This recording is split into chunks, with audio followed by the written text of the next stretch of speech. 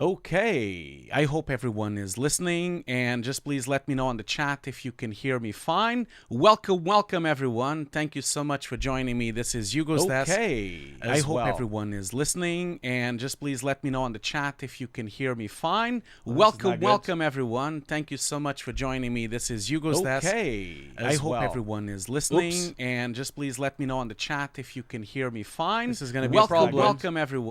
Sorry guys. I think you've heard a lot of Hugo's Desks there. Apologies for that. So I think the sound is all good. Yes, very sorry. Very apologies for the, you guys all know me. Like, it's always a little bit of a garbage truck on fire on this end of Hugo's Desk. But I think we are all up and running now. So thank you so much for being here. And this is really cool. Thank you so much for you to be here. There's already 100 people watching today.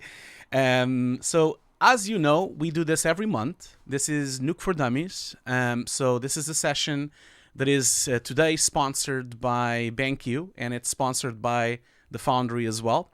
But we'll have a giveaway at some point during the stream as well, as I've been saying all week.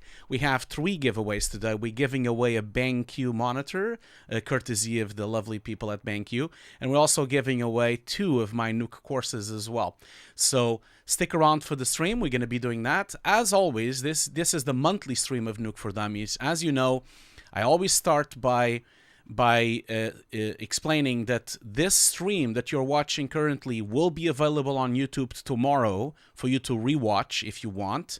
But keep in mind that I will publish also a fully edited version of the stream with chapters and without the chat, without the intros, without this conversation, without the Q&A, without the giveaways. So if you're here for the training, if you're here to learn Nuke, then of course keep in mind, keep an eye on my YouTube channel, because I will be publishing everything separately, and it will all be edited, fully edited, and it will all be organized, so you don't have to watch the chat, and you don't want to have to watch the giveaway. So we're gonna start now. A couple of minutes, about maybe 5 minutes or so.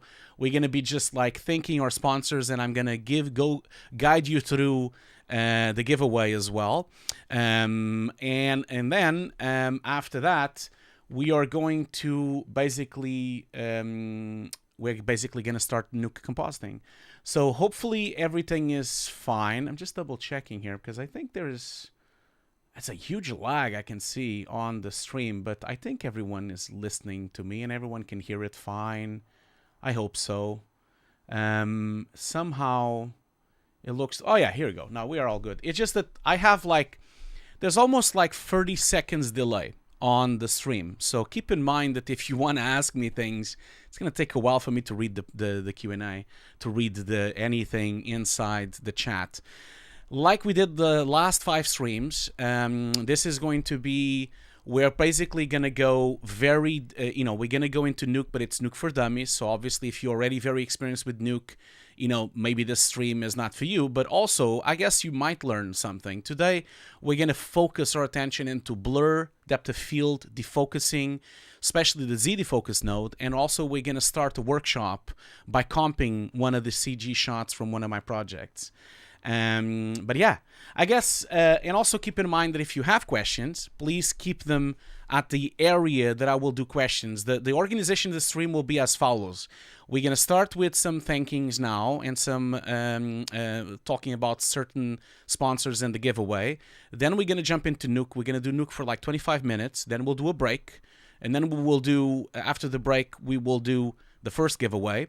Then after that, we'll do a short Q&A. So when I'm ready for the Q&A, I will let everyone know, and then everyone can ask the questions. Okay? So make sure you do that, because obviously, otherwise it becomes a bit messy because I can't keep track of all the questions, So yeah, but yeah, thank you so much for being here. A lot of really kind words on the chat, as I already see. Someone is telling me thank you so much for the 6 years of tutorials. Thank you. I'm actually going to be, my 7th anniversary will be on August as well. And exciting is that next month we have our 1st anniversary of the VFX Notes podcast, which is really exciting. Me and Ian are super excited about this. So let's start with talking just a little bit about what we're gonna watch today and what's gonna happen. I'm just gonna share my screen here.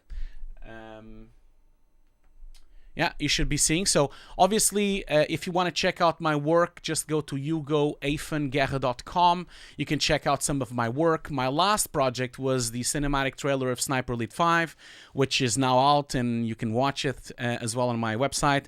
I'm really happy that I just won 3 awards with this CG trailer. This was a CG trailer I directed. I also did the editing. I also did the grading, and I was the co-VFX supervisor on this CG trailer.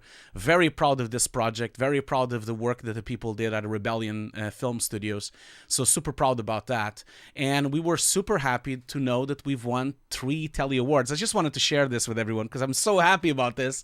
I'm like so happy that we won the 3 awards with this project. You know, woohoo! Woo! I'm so happy right now. By the way, I've changed my view here of my office, as you can see. I have like a much wider lens on the back there so that you can really see the whole thing. Because at some point during the stream, I want to explain a few things as well here. So that's why I've kind of put up this kind of angle for you to see a bit better. So. Okay, so let's continue. So I'm very happy that we've won Best Director at the Telly Awards. So, you know, you can kind of see it here on the silver winners. You see here, like, where is it? Oh, now I've lost it. No, this is craft directing, online commercials. I was just here. I wasn't lying. I guess. Here we go. Rebellion Film Studios, Sniper Elite 5. So best director. We also won best art direction as well, which was really cool with the same trailer. And we also won best visual effects as well at the Telly Awards. So we're really happy and really stoked about this. Now, a little bit of more shout outs before we start with the compositing. I just wanted to mention that if any of you or vegetarians or vegans, please follow our channel, our green, our garlic green and company vegetarian and vegan recipe channel. As you know, me and my wife have been vegetarians for more than 15 years now, and we've launched this channel. All the cooking is from her, of course, not me, and I just film and edit. All the videos are in 4K. They've all been edited and graded in DaVinci, and they're all on Aces as well. So feel free to subscribe. If you are not a vegetarian or a vegan, it doesn't matter. You can always test and try some stuff, or maybe share it with some friends. So keep that in mind as well. Anyway, so let's continue with this. Also, don't forget that I have a second YouTube channel called Hugo's Desk Live. This second YouTube channel is mainly, I promise I'm going to be almost done, and this will be the only time during the stream that I'm going to be making shout outs as well. So feel free to check out my second YouTube channel. On my second YouTube channel, I mainly have all the VODs that I did of Twitch streams. I've now uploaded 56 of them. This is a collection of workshops, honest showreel reviews. We also have Q&As. We have gameplay, walkthroughs, you know, all sorts of things here. They're all here, 56 of them. I have 70 to publish. I haven't published all of them. So feel free to support this channel and also to subscribe it as well. Also, of course, as always, follow me on Hugo's Desk, on Hugo C. Guerra on Twitter. You know, if you would like. Also, follow me on Hugo Guerra on Facebook as well. And, of course, hook me up on LinkedIn as well. You know, I'm on LinkedIn. If you want to chat with me, if you want to connect, you know, just connect with me. I obviously, I'm going to be a bit slow to respond. I already have almost 18,000 followers, so keep in mind that it takes a bit of time sometimes for me to respond. But and then, of course, I have also my school, my Hugo's Desk school, where I have the Nuke course, is also on LinkedIn as well. So if you want, you could follow, or even if you are an alumni, you can also sign up to become an alumni on this page as well, on Hugo's Desk, on LinkedIn as well. So just gonna I promise we're almost done. Then, of course, if you want to support my podcast with Ian, feel free to support us on Patreon. You basically get the show 3 days early, and you get to help the VFX Notes podcast to grow as well. It's only £1 per month, and it starts like that. And on Patreon, you can really help my podcast and help me and Ian to do more episodes. We're now doing them weekly as well, so feel free to support us there. Also, of course, I have Hugo's Desk on YouTube, on Facebook as well, if you want to share. Just recently met up with Victor and with Haz as well. We did a really nice selfie, as you can see here. So this is Hugo's Desk on Facebook. If you want to like check it out, I'm always like publishing everything there as well. Of course, on Twitch, I promise that I'm going to go to Twitch soon. My plan is to go back to the showreel reviews on Twitch. My plan is to start next month, also a monthly stream. So my plan is to keep these ones monthly on YouTube. So Nuke for Dummies will be on every last Wednesday of the month. Every month on the last Wednesday, we'll always have a Nuke for Dummies stream with a giveaway as well. Sometimes the giveaway is from BenQ, sometimes the giveaway is from me, sometimes the giveaway is from Foundry. But there will always be a giveaway every month. And then also on Twitch, I'm going to go back to the radio call-in so that people can call in. And also the showreel reviews. I will also do it every month as well. I'll announce it on social media very soon. Also, of course, you know that you can buy my course. My course is now permanently discounted. It used to be £500. It is now only £250. It includes 150 classes. It includes 50 hours. I'm updating the course right now, so there's even new classes dropping. We'll have new classes with Nuke 13. We'll have new classes with all the new tools. I'm currently updating the course and having even more classes than the 150. It includes footage, includes showreel footage as well. So feel free to check out my course if you are interested. And of course, goes without saying that I really want to thank BenQ for making these streams possible. I know that people were complaining that they didn't want to follow, Mote Me, didn't want to follow Twitter accounts, didn't want to follow me, didn't want to follow BenQ, but keep in mind that without BenQ and without the Foundry, I couldn't do these streams, because I have a job. Like I'm always very busy with my work on visual effects, and so it's difficult for me to pull off these streams. But because of them, we can make them. So be very kind and maybe consider supporting the Facebook page of BenQ, which is called AQ Caller by BenQ. They really post really beautiful photos all the time. There's a lot of really nice photographers that post here. They always have reviews. They always talk about a lot of. There's always a lot of giveaways as well, and they're always supporting my channel as well. They've been supporting my channel for 6 years now, and thank you so much to BenQ. They are the main sponsors of this stream, and so really consider maybe following or consider checking out their Facebook page. Also, maybe consider checking out their Instagram page as well, which has quite a lot of photos and really beautiful things. On Instagram, it's AQCaller_by_BenQ. They have always beautiful workshops, beautiful photos, including there was a workshop just the other day with Robert here, with my friend Robert on After Effects. They always have a lot of things going on, a lot of giveaways, a lot of contests. Try to see if you could support my sponsor so that we can continue to do more streams like this.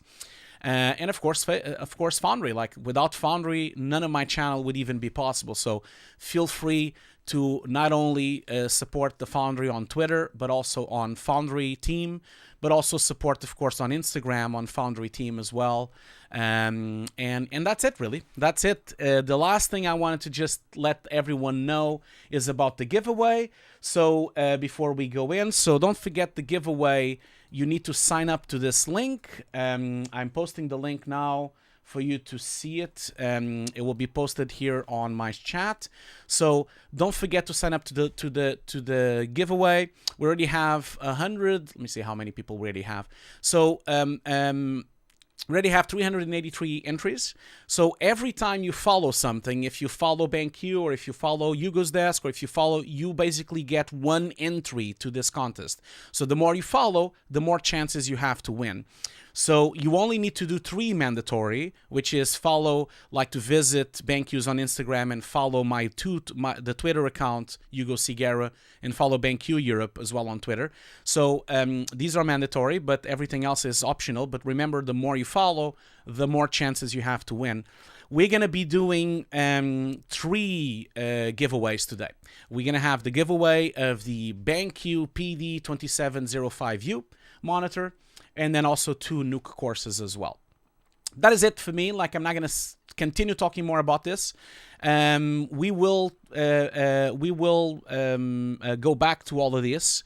Let's now do 25 minutes of pure Nuke compositing, and then go back to this thing and do a break as well. We always do a responsible stream, so every 45 minutes we're going to do a break so that we can all stretch our legs as well. So apologies for all the stuff that I just been like promoting from the beginning. As I explain on all the streams, I will publish a version of this stream without any of this so that you can just watch the actual tutorials and the actual training, okay? So the training starts now. Let's just leave this for now. And remember, during the training, I am probably going to ignore everything the chat room says, okay? So the chat room, I will ignore it because I'm going to be focused on teaching Nuke for newcomers and Nuke and Nuke for Dummies, really, which is what this session is. So the stream will start now. Keep in mind, we'll be around 25 minutes to 30 minutes, and then we'll do a break and then have the first giveaway, okay?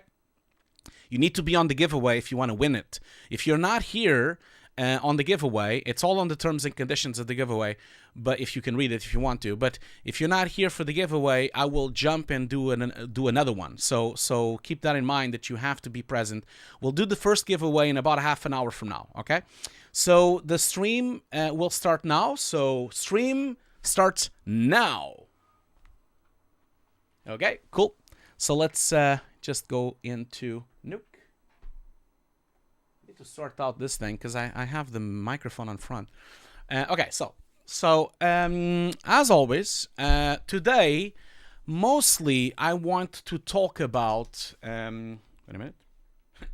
I lost my Wacom tablet. Oh, here we go. Sorry about that. I lost my Wacom tablet for a second. I think I'm back now. Yeah, I have my Wacom tablet again. So today we're mainly going to be talking, we're going to continue the Nuke for Dummies. Remember that the other versions of Nuke for Dummies, the other classes, this is now the 5th class of Nuke for Dummies. The other Nuke for Dummies are all on YouTube. There's a playlist for it, you know, so if you want to like check it out. So today we're going to be talking about blur. We're going to be talking about defocus. We're going to be talking about ZDefocus. And then, if we have the time, I hope so, we're going to mainly try to see if we can really rushly comp this shot. This shot is from a cinematic I directed years ago.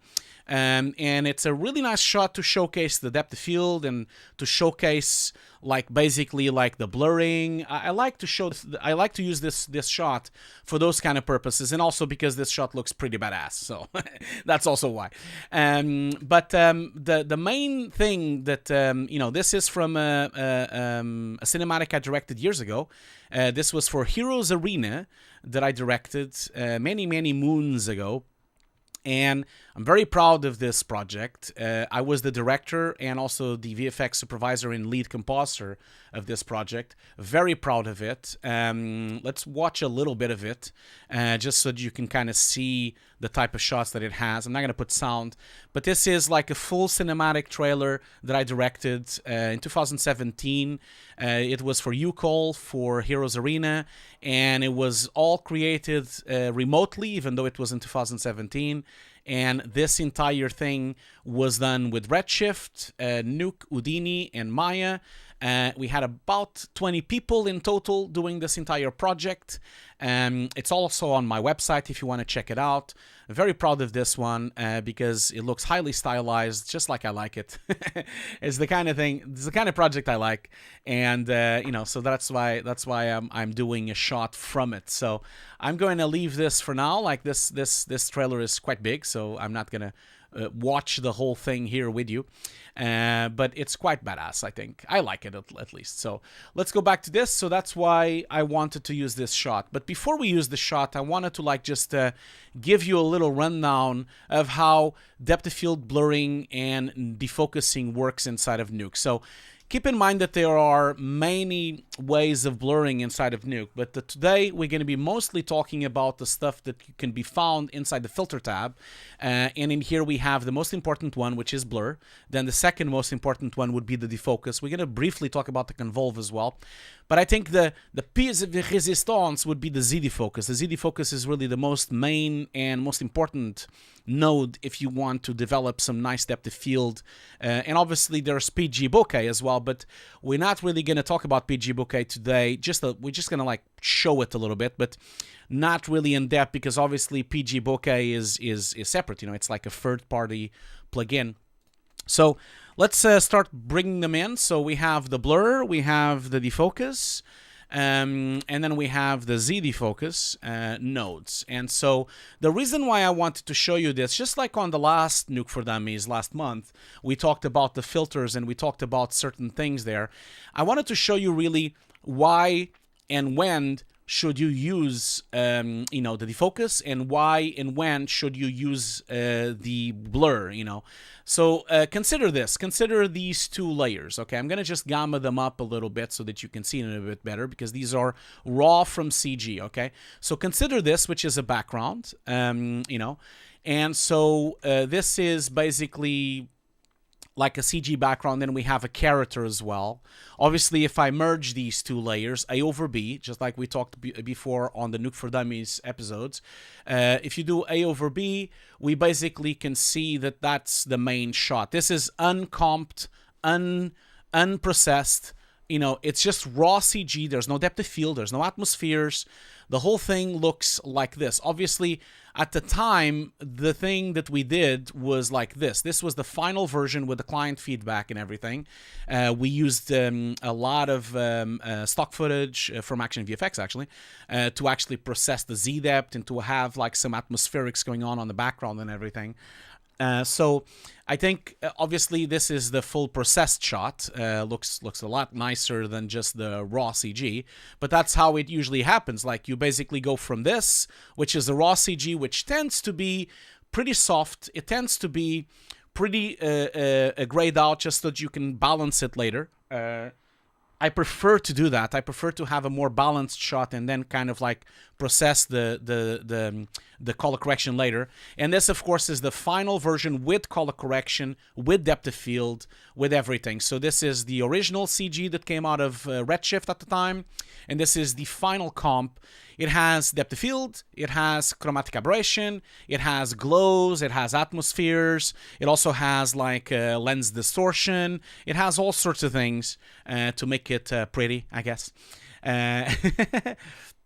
So, yes. So, no disrespect, of course, to everyone that is watching the stream. I didn't mean to call anyone a dummy. We're all dummies. I am still a Nuke dummy. I have been using Nuke for 15 years, and I still feel like I'm a dummy as well to this day, because I'm always learning new things. I'm always learning new compositing things. So, here's this. Like, I'm just going to gamma up so that we can see it a bit better. So normally, if you think about the blur node, which looks like this, and it really doesn't have much in terms of options if you look at it. It's literally this. So if you look at the blur node is very self-explanatory. You have how many channels you're going to use on the blur. So that means if you want to affect the blur on all channels, if you, for example, have a multipass compositing render, for example, or if you just want to apply it to RGB, RGBA, or alpha. So in this case, I'm just going to do RGBA. No point of me defocusing any other layer apart from that. And then we have, of course, I'm basically putting my viewer into this. Well, actually, one thing I'm going to do here real quick is I'm going to put the blur on the background. I think that would be more beneficial if I do that.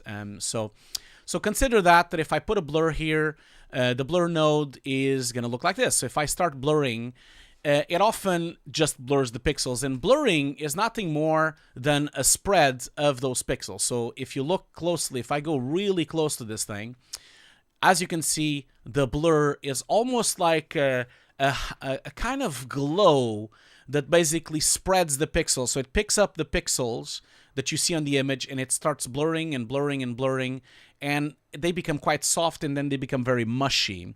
Now the blur has a few types of filters, so if you want to experiment with this, and of course, again, like I said on the last Nuke for Dummies, you can always look into the help file to try to understand what the blur does, and I think I would say that it's actually very beneficial to do that. Sorry, I just apologies for a second. I just need to change one thing on my settings. Just 1 second.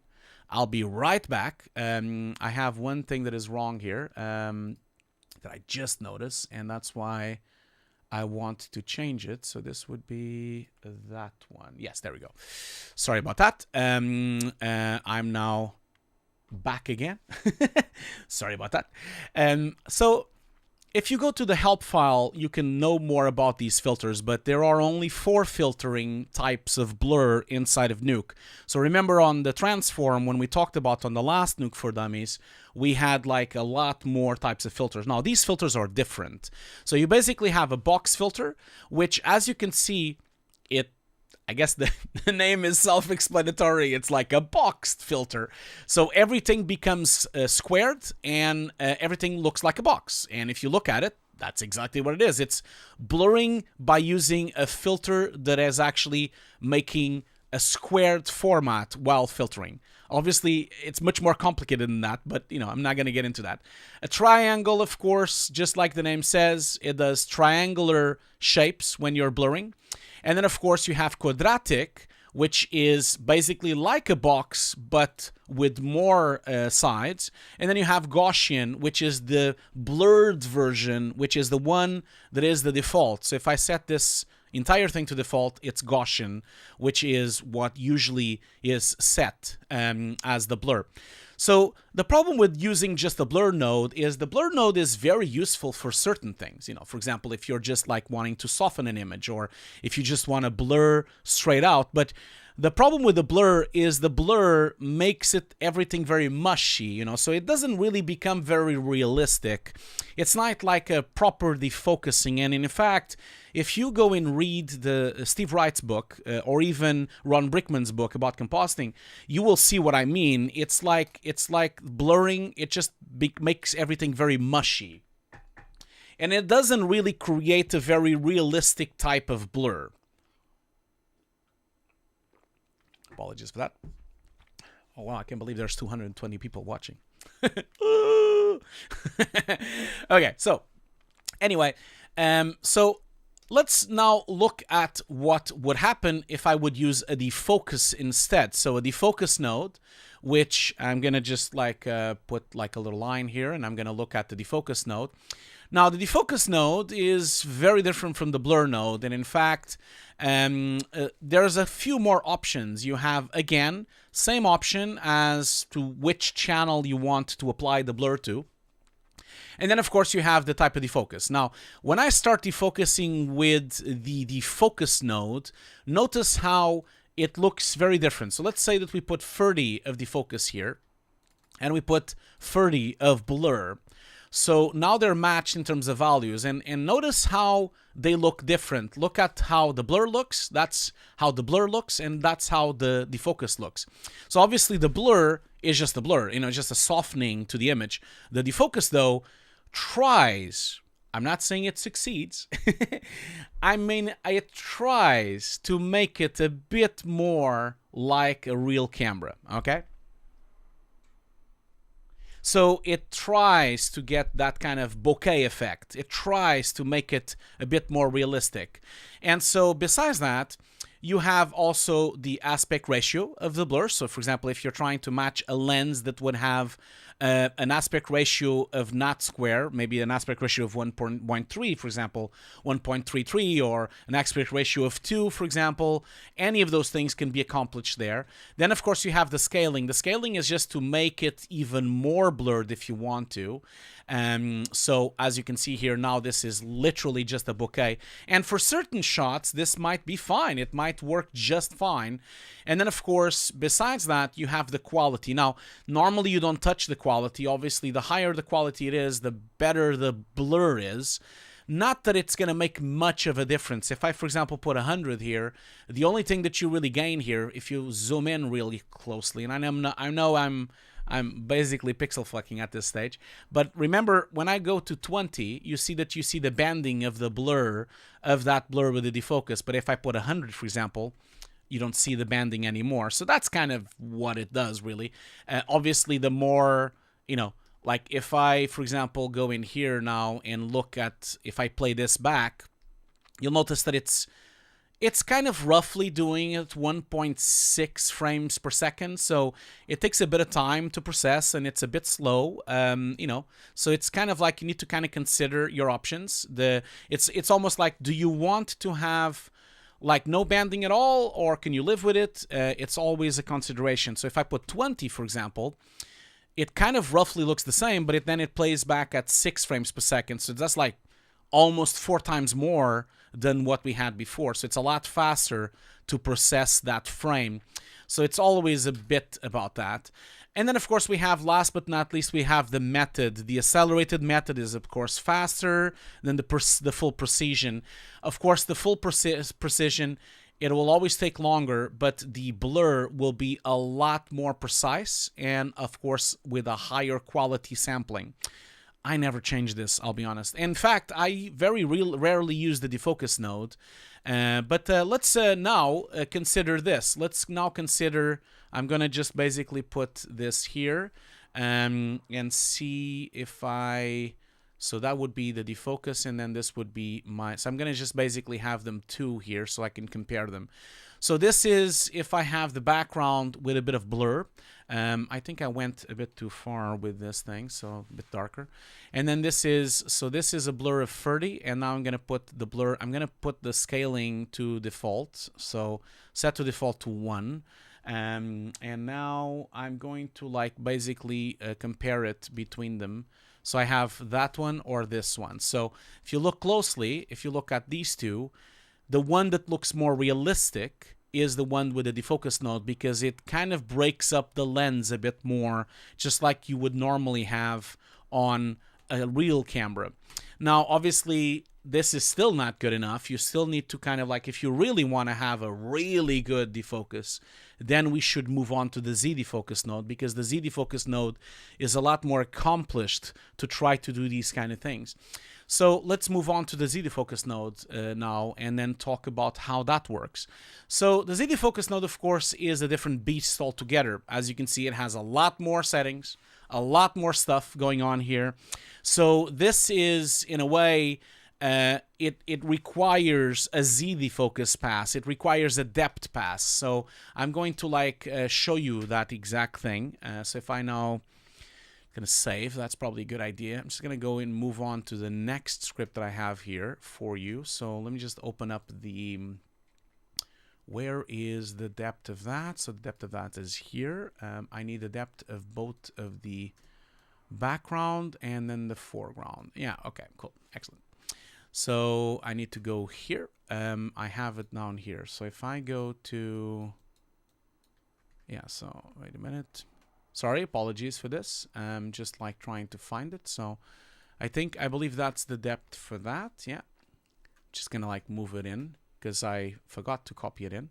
So that's the depth for the character itself. And I'm also gonna look for the depth for the background itself. So I'm gonna just like go in here into my folders, and I'm gonna go into the utility pass for the background and open up basically the position depth, the depth channel.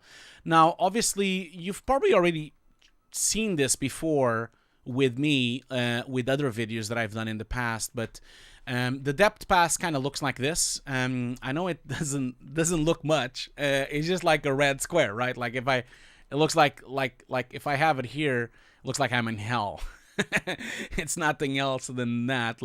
But if you really look closely, there is actually a lot of information going on here. And in fact, when you look at it, you can kind of see that there's like 2,100 values going on here. So this is, if you look closely into this area here, down here, I know I'm in front of it. Sorry, I apologize for that. I'll be on the other side. So if you look at the red, green, and blue channels here, you'll see that the values are really berserk. You know, they're really crazy. They're like 2,100 values. This is a highly dynamic range image. This is a depth pass. Now, these values are not randomized. They're not like they're not for nothing. You know, they exist because they are the distance to camera. And in fact, if I would bring in the geometry of this shot in here, you know, for example, I'll show you that real quick. If I go in here and open up the geometry of that shot, I'm going to leave that opening on the background. It's opening another script. It's now my fourth script, so it's just going to have to like take it a bit. It takes a little bit of time. Getting a bit dry in my mouth. Okay, cool. So if you look closely here, for example, this is the geometry that I'm talking about. I'm just going to like activate it here because this is not active. And then I'm going to just like basically go in here, and I do need to bring in the camera because the camera has been lost here. So apologies for that. Sometimes when I open Nuke, sometimes it kind of loses stuff. That sometimes happens. But now it's working here again. So I have my camera and my axis, and I have my camera attached to this thing. So here's an example of this. So we have now on the 3D system here, we have an environment. This is like that same environment that you just were watching, but this is a proxy environment that was brought in to Nuke so that we can position things, you know, like matte paintings, or for example, you know, if you want to position like dust passes, or if you want to position like stock footage, for example. So if I go into my camera view, this is actually the entire shot that you just saw on the other on the other comp. In fact, we have the geometry of Alvin. Alvin is the dude here. And then we have the geometry of the background. And then we have a sky as well, which was part of the matte painting. So the whole thing with this is that when you look at this, the distance that you are from the camera into this environment is actually going to be the distance that you would have normally on the ZDefocus. So I'm going to just remove him for a second here because I think it would be nicer if we can just like be a bit faster here. And I'm going to like show you what I mean. I can't, there's no real way to measure things inside of Nuke, but if I roughly look at this from this perspective, and you look roughly at the values that we have on the floor, now we know that each of these squares is 1,000, okay? The camera is roughly there, and then the wall that we were watching is roughly here. So we can kind of assume that is at least 1,000 plus another 1,000. So it's probably going to be at like 2,100 or 2,000 something. This is the distance from the camera into the geometry, and it matches what you had on Maya, okay? So that's exactly what we have in Maya. So if I go back into the script that I was showing you, if you look closely, we look at this wall here, which was that CG wall that I just showed you on the 3D system. This wall here, which I look at the depth pass, you see it's around 2,100, exactly like I just showed you on the geometry. So if you go back to the geometry, you can kind of see that that's 1 square, 2 squares, and a little bit more. So that's 2,100. That's the distance. This is going to be very important later on, especially for the depth of field in the ZDefocus node. Okay, just want to make sure everyone is kind of like fine with that, because it is very important. It's just that you know, it's just that like I know. Well, be patient. We'll get there. Don't worry. So be patient. So we'll get there. So if I go back now to this, obviously the ZDefocus node, if I pick it up, and let's just pick it up here, and if I have it attached to the image, you know, so let's imagine that we want to defocus this image, okay? So that's the image we want to defocus, and exactly this thing, when I defocus it, as you notice, not much happens. And in fact, it takes forever. Like it's like, what is he doing? What the hell is he doing? It's not doing anything. And the reason for this is because Nuke specifically needs a depth pass for the ZDefocus to work. Okay, so the ZDefocus does not work without a depth pass. And in fact, if you look closely here, it is defocusing something, but it's not defocusing. It's basically defocusing everything in one go. So if I open up the ZDefocus and I, for example, go in here and defocus by, let's say we defocus by 10, for example, you notice that it's basically not really doing what we are expecting it to do. It's basically doing just a soft focus on everything. It's not really like doing exactly the depth-based defocusing that we are expecting. And that's because Nuke is expecting, the ZDefocus node is expecting to have a depth pass, and you can kind of see it here. It says depth channel. So because of that, you need to actually think about this. If this render was a multipass EXR, then you would have had other layers. You would have had other passes and other stuff here. Because you don't have, because you don't have a depth pass merged into this EXR, we've rendered them separately. Reason why we rendered them separately is because we were working remotely. We wanted to make sure all the files were smaller so that we can share and sync across all the world with all of our 20 artists that were working on this project. So for this kind of thing to work on this specific situation, doesn't mean that it will be on your shot, but on this specific situation, you'll need to either use a copy or a channel. I'm going to use just the copy. It's going to be just easier. So basically what you want to do is you want to copy the channel from the channel into the stream.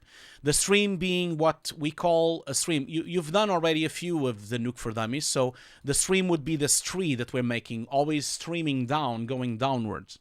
So in a way, what we want to do is we want to copy this depth pass into the mainstream so that we can then use it, So I'm going to open up the copy node, and just like you see on the image here, what you want to do is you want to bring in whatever is on A into the mainstream. So A is the one on the left side, B is the one on the right side. So we're going to go to the copy channel, open this up and say, okay, the depth channel is currently living on my red channel of this render. So I'm going to pick the red channel because I can see it that there is only a red channel on this file because you actually just see the red channel there. There's no other channel happening on this read file. So that's done now. Then you want to make sure it's going to go into the container where you normally have depth.z passes. So I'm going to open this up, and I know it's going to open up a bunch of stuff because these are all the passes I have on my chart right now. So I'm going to pick this one here, the depth.z. The depth.z channel is the one that is the container where normally Nuke is expecting a depth pass to exist. So I'm going to pick that one. I'm going to pick that one up. And now, just like the name says on the copy here, you can kind of see it, the copy node. This is the cool thing about Nuke, is that the Nuke tends to be very good at transmitting and telling you what's happening. So you can clearly see here that the red channel went from A into depth Z.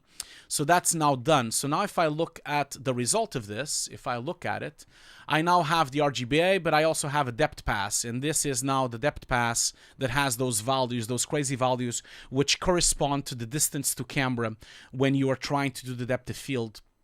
So let's now go back to this again. So now, if I look at my ZDefocus node, the ZDefocus node is now going to correctly detect the depth pass. I'm just going to put this to 5 again.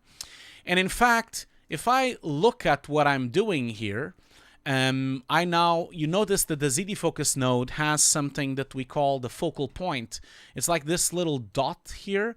So you can see I can go to the back here and it will pick up just that part, or I can go to the front and it will defocus this part. Now, here's a consideration. You need to make sure you have the correct mathematical equation for the ZDefocus node to do the proper depth of field depending on what render engine you're using.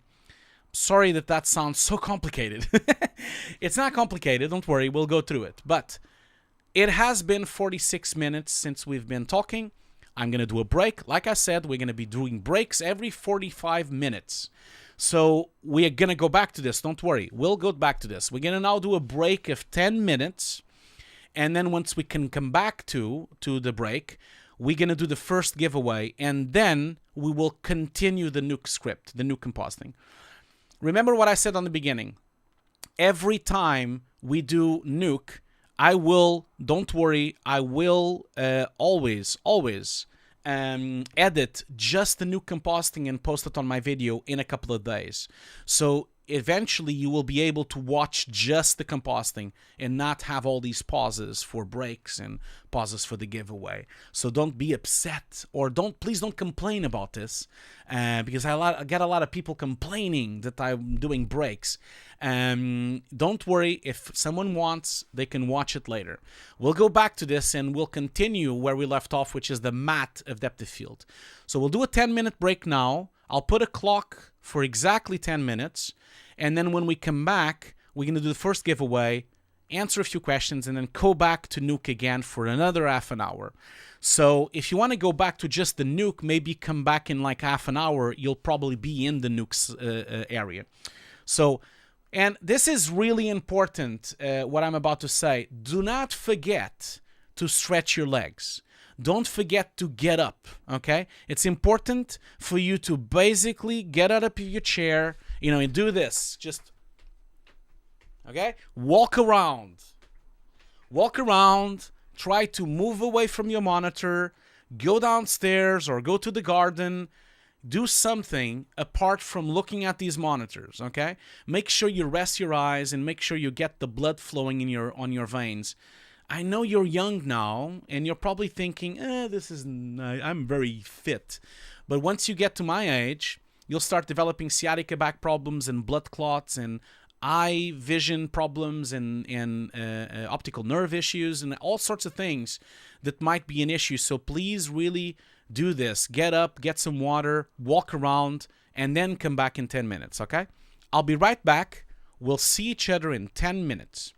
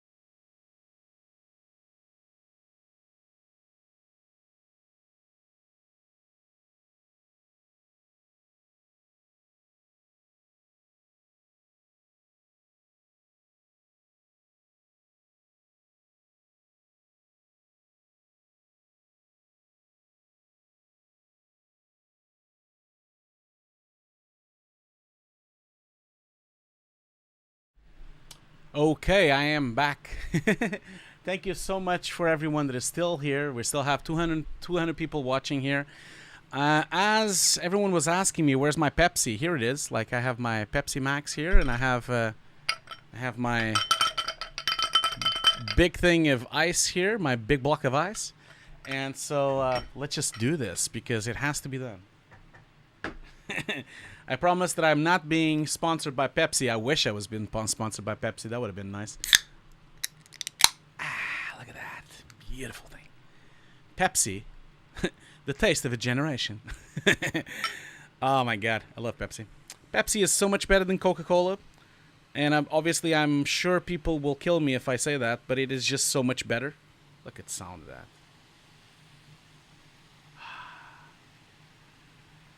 That is beautiful. So much better, Pepsi. Anyway, let's just get on with this. So, as I promised on before the break, I hope you've stretched your legs. I hope you've rested your eyes as well. And let's get back to it. So, of course, cheers, everyone. Cheers, and thank you so much for being here. And again, thank you so much to BenQ for sponsoring this stream. And also thank you so much for Foundry for supporting my channel like this. Thank you so much to my sponsors. You guys are the best. Because of you, I can do this as I do every month. Thank you, thank you, thank you. Okay, so we'll probably be like 10 minutes now. Just going through the giveaway, I'm assuming. So in about 10 minutes, we'll go back to Nuke again. So for the giveaway, you've probably been seeing the link. So we're going to be doing 3 giveaways today. We're going to be giving 2 ice my Nuke course. And then, of course, we'll be giving away as well the BenQ monitor, which will be more to the end of the stream. Remember to sign up for the giveaway.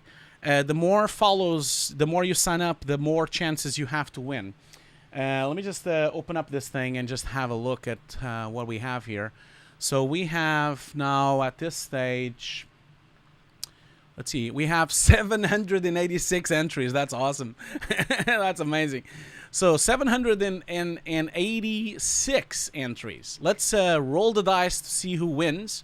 Remember that you have to be online to actually be here for the win. So if you are not here, then unfortunately I'm gonna roll over to someone else. Okay, just so that everyone knows, like, I'm not going to give it away if you're not here. You need to be here, otherwise it's not gonna work out. Okay, so let's roll the dice then. I think we're ready to roll the dice. We're gonna roll the dice and give away my Nuke course for free. My Nuke course, which is valued at £250. So hopefully whoever wins the course is not on the course yet. I hope so. Also, I hope that the person that wins wants the course as well. But if they don't want the course, I can always kind of draw it again. So let's just do this here. So I'm gonna do one of the new courses. Okay, so let's see here. So we have 175 potential people to win this. 175 people that are going to potentially win this. So I'm going to draw now and see who is winning. So it's almost done. Let's see who won. Okay, so I have basically a Christopher Powell. A Christopher Powell, which is from Britain, from Bolton, England. So I have a Christopher Powell to win the Nuke course. Is Christopher Powell here? Is Christopher Powell here? I hope so. So the winner of the first Nuke course is Christopher Powell. Is he here? I hope he is. Is he here? I hope so. Let's see if he's here. If he's not here, unfortunately, I'm just going to roll over. And if you have a very strange name, or if you don't have your correct name here, you're going to have to somehow tell me that you are actually Christopher Powell. So by telling me, for example, your Twitter handle or something, so that I know that it's you. Are you here? Is he here? I hope he's here. We'll give him a few more minutes. While we are waiting for him to say yes or no, I'm happy to take a question if you have a question.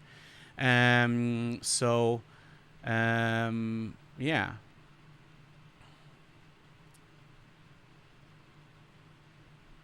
Okay, so, cool. Is he here? I don't think he's here. Okay. I'm not sure he's here. I guess I need to roll the dice again. I know, this is very, like, slow. I know it's incredibly slow. Just keep that in mind. It's really, really slow. The delay, you know, I think I have like half an hour of delay or something. So is he here? I'm just gonna just say a bunch of times here on the stream to see if he's here. Are you here, Christopher? So Christopher Powell from... Okay. I don't think he's here, actually. I don't think he's here. So we're going to have to roll again. So he signed up for the thing, but I don't think he is here. Okay. Well, I'm going to roll it again then. Okay. Well, he's going to be very upset later on, isn't he? No, I don't think he's here. That's fine. If he does show up in the next few minutes, I'll give it to him anyway. It's not a big deal. So I'm going to... his real name is Christopher Robin. I like that. I'm going to go and draw another winner, okay? So I'm going to draw another winner, this time for the same thing, another one. And so I'm just going to... Oh, okay. Okay. I have a Sergio Marsili saying he's Christopher Powell. Yeah, sure you are. Yeah, there's like a lot of minutes of delay. Yeah, everyone is Paul, of course. I'm not sure. Like, anyway, well, this is the thing that we always have an issue with, finding the people that won. So, but in the meantime, if I see if he shows up, I have a question from Tammy. She's asking, not really a new question, but are you giving courses for people who would like to start a small studio, or basically just to do a greater scope of freelancing in the visual effects industry? Well, I'm giving courses. I mean, I've given hundreds of courses so far in streams, on live streams, and YouTube, on a bunch of things. So I have like I have given a lot of streams. So yeah, he is here. Okay, where is he? Who is he? It's me. Okay. Oh, okay. So okay. Well, for you to prove that, could you tell me your handle on Twitter? If you can tell me your handle on Twitter, then I know if it's you or not. Because I do have your handle on Twitter here. I can see it. I can see that you follow me on Twitter, for example. So, are you here? Like, just let me know what your Twitter handle is. If I can find out what your Twitter handle is, you know, stop fooling. Okay. So if you can follow, if you can tell me your Twitter handle, then I will believe that it's you. If you can't tell me your Twitter handle, then I will move on. While I'm waiting for a second, so remember, Christopher Powell, just make sure you tell me your Twitter handle, so that I know that it's you, so I can confirm it's you. Okay, so I have a question from Kamal. Kamal is saying, I'm a 3D animator. Who do you compare both careers, and would a compositor do better on a long term? I have good interest in compositing as well. So confusing. Well, if you are an animator is a very different beast from compositing, okay? So compositing is one thing, animation is another, completely different. In fact, I think animation is really like a very big art on itself. Normally, animators are only good at animation because they are so dedicated to animation. So keep that in mind as well, you know. I have another, yeah. So he, like, basically he has not told me his Twitter handle. So if he hasn't told me the Twitter handle, then he's not going to be... I'm going to just basically go and do this again, okay? So I have one question here from Jose Bringas. Hi Hugo, what would be difference of using Z channel from your CG render from using Z channel from your scanline render? So the Z channel from the CG render will be the most accurate one because it will be rendered exactly with the specifications of the CG scene. If you use the Z depth from the scanline, then you need to make sure you have every piece of geometry in the scene inside of Nuke. And that could be quite difficult. Could be really difficult because you'll need to have a lot of, like, it's going to be very slow in Nuke to have all the geometry there. So it is really difficult. Anyway, I'm going to roll the dice again because I don't think he's here. So I'm going to roll the dice again, and then hopefully he's here. If he's not here, if now the second time I roll the dice there's no one here, I'll just move on and we'll just go to compositing and then just wait for people to show up. So I'm going to draw the dice again and see if it works now this time. So I have another winner now. I have a winner. I am not gonna, it's gonna be it's gonna be very difficult for me to pronounce this. Our new winner of the Nuke course is, so the winner is Georgi Shopakazak, I think. I think that's how you pronounce. I'm sure I'm butchering your name. I am so sorry if I butchered your name. So just let me know if you're here. Please make sure you're here. And if you're not here, you need to tell me as well, like I'm assuming you're here. I hope you're here. Anyway, we're going to move on to the, we're going to move on. I'm here. Okay, I'm here. So Azelmart. Okay, so now we have again several people that are now George. Okay, so this is always so difficult, isn't it? It's always so difficult to find the people, the actual people that are actually winning or not. So yeah, okay. So now we have several people pretending to be Georgie. So this was not what I was expecting. I wasn't expecting to be impersonating someone else, So what's going to happen now is, because people are making fools of themselves, I'm just not going to give away anything, and I'm going to just continue with the Nuke script. So if you guys don't stop this, I will not give away the monitor. I'm just going to say that right away, okay? So if you guys don't stop doing this of pretending that you to be other people, I'm not going to give away the monitor, because it doesn't matter if you now say that you are this person or that person. I will double check later on because I have the email of the person, okay? Just so everyone knows, I see on the front of my monitor here the email of the person that won, the person that signed up. So if that person is pretending to be someone else, I will find out, and then I will basically ban the person from future giveaways, because I can also ban people from the giveaway. So please do not pretend that you're someone else, okay? Just do that, because if you continue doing this, I will just not give the giveaway, because I know the emails of the two people that won so far. I have, okay? So it is not funny. So if the real Georgie is here, please let me know. If the real one. But anyway, I'm going to yeah, of course I know there are always going to be trolls, of course, but usually we don't have trolls on our stream. Usually people are very polite. So, but it's fine. It's not a problem at all. Like I said, I have the email of the people that won. So I'm going to move on now, because no one is actually telling me if they are or not. So I'm just going to move on.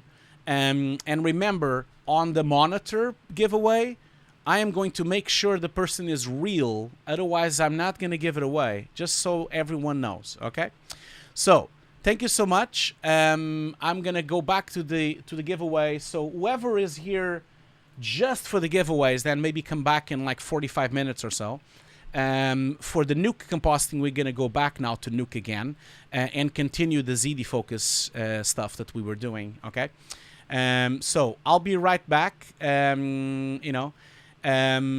I'll be right back, and you guys, yeah, I guess the problem is that there's so much people watching that, of course, we were going to have like that we were gonna have a lot of people pretending. So that's not a problem. Okay, so I'll go back to the stream then. I'm gonna just start the Nuke stream again. So the stream starts now. Okay, sorry, I'm just like making this because I want to make sure because I'm gonna edit the actual versions of the stream. So I will have, I will edit out all the chat, all the giveaways, and just publish just the Nuke Compositing in a couple of days. Tomorrow, I will publish just the stream as it is, with chapters, of course. You can always jump into the chapters. But then I will also publish the other ones, okay? Just keep that in mind. So let's go back to Nuke. So where were we? We were on the depth pass. So as I was saying, we were talking about the ZDefocus node and the fact that ZDefocus node kind of needs to have a depth pass. And so that's what we did here. Like, we basically brought in the depth pass, which in this situation was separate. So that means that the ZDefocus pass was actually not merged into the full CG.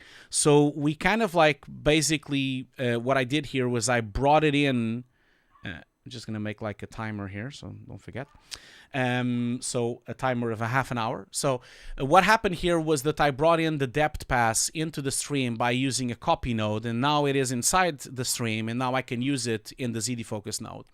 Now, once that's there, this is still not really done because we have to like make sure the math is correct. So the first thing to consider is the top here. So we have the channels of what we're affecting. We have the RGBA, we have the RGBA, we have the depth. We are probably going to only want to do RGBA because I don't want to process any other passes but the RGB. So what happens now is that the second thing you want to kind of keep an eye when you're doing something like this is that you want to make sure you're using the graphic card. So obviously this really depends on your system. I have two graphic cards. I have two AMD Radeon Pros W68X, which are each of them with 32 gigs of VRAM. So I have 64 gigs of VRAM, and I have two graphic cards. Now, Nuke only works with two graphic cards if they are the same. They have to be exactly the same model. If they are not the same model, it's not going to work, okay? So keep that in mind as well. So what's going to happen now is, and of course, if you don't have a graphic card that is compatible, then it won't show up here. So just make sure the depth pass is the Z depth. So remember, we've copied it into the container of depth Z. And then we have the mat. Now, here's what things are a bit interesting. We have options here which are called direct, depth, far 0, far 1, minus direct, minus depth, far minus 0, far minus 1. What the hell is this? You're probably asking to yourself, what the hell is all of this? Well, this is basically the way the ZDefocus node is interpreting the depth pass, the masking that we have here. Because remember, the depth pass, I know you didn't see much here, but if I go ahead and color correct it, so I'm going to just like basically show you that depth pass with a color corrector so that you can kind of visualize it. I'm going to like basically put a grade node here, and this grade node is basically set to the furthest object, which in the depth pass here, this is just for visualization purposes, by the way. This is only for visualization purposes. So if you hover the mouse, you can kind of see that my last object is around 5,000, kind of roughly 5,000. If you look down on the RGB area, so the most further object, which is kind of these buildings here and the street, they are around 5,000. So if I look at the ZDefocus here, you can kind of see that it goes all the way from like 1,500, which is the floor, until 5,000, which is the furthest away. Remember what I showed you before. It is all to do with the distance to camera, the distance on the 3D scene in scale, okay? So if I use a color corrector and I put my black point to the furthest point, and I put my white point to the closest point, so meaning the closest point would be the floor on the geometry. The furthest point would be the buildings on the back. What the grade node is going to do is it's going to compress and convert the value of 5,000 to 1 and the value of 0 to the value of 1,400 to 0. That means you'll have a color-corrected, balanced grade version of the Z-depth, and that would be how it would look like. It would literally look like this, as you can see here. So, basically, it looks like this. This is what the Z-depth looks like. Now, remember that you don't need to do this to do depth passes. There's only 2 reasons why you would do this, okay? Reason number 1 would be maybe if you want to use it as a fog pass. So, for example, if you want to color correct your image doing an atmosphere, you know, for example, that would be reason number 1 that you might consider doing this, something like this, by color correcting the Z pass so that you can see it. Method number 2, the reason you might want to use this is if you have a lot of edge problems on your Z depth. So if you developed edge issues when you're doing the defocusing, then you might want to consider doing this so that then you can do an edge extend so that you can then fix the edges and actually have a much better looking depth pass. Obviously, that second option that I just explained, I have a video on YouTube just about that if you want to watch it. Now, keep in mind that that option is not necessary if you're using deep compositing. So if you have deep information, you could use the PG bokeh node. The PG bokeh node supports deep, and then you don't have those edge problems and edge issues. And obviously the edge issues have to do with the fact that when you look at this, whatever is black is furthest from camera, whatever is white is closer to camera. Obviously, sometimes the depth might be the reverse, you know, that's not a problem. So obviously, the reason why we have edge problems is because, just like I showed on the video on YouTube, this is a very old video that I've done a long time ago. In fact, I might just like post it on the chat here, just why not? So if I go in here to my channel, I'll just show it real quick. So if I go in here, it would have been one of the videos that has more views. So I think it is there. Yeah, so it has like around 50,000 views so far. So this video here, how to solve depth of field edge problems in Nuke. So this is the video that I'm referring to if you want to kind of like look at it, you know. So yeah, cool. So if you want to check it out, you can check it out. It's funny to watch this video again. This video is really old. It's actually from 2016. It's pretty crazy. Already has 50,000 views. That is pretty cool. Oh, I'm gonna like my own video. Look at that. I'm gonna like my own video.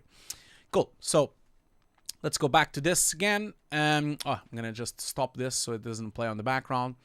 And I'm gonna go back to my Nuke script. So obviously the issues with the edges is, like I explained on that video, the fact that it has to do with whatever pixel is darker is further away from camera and whatever pixel is brighter is closer to camera.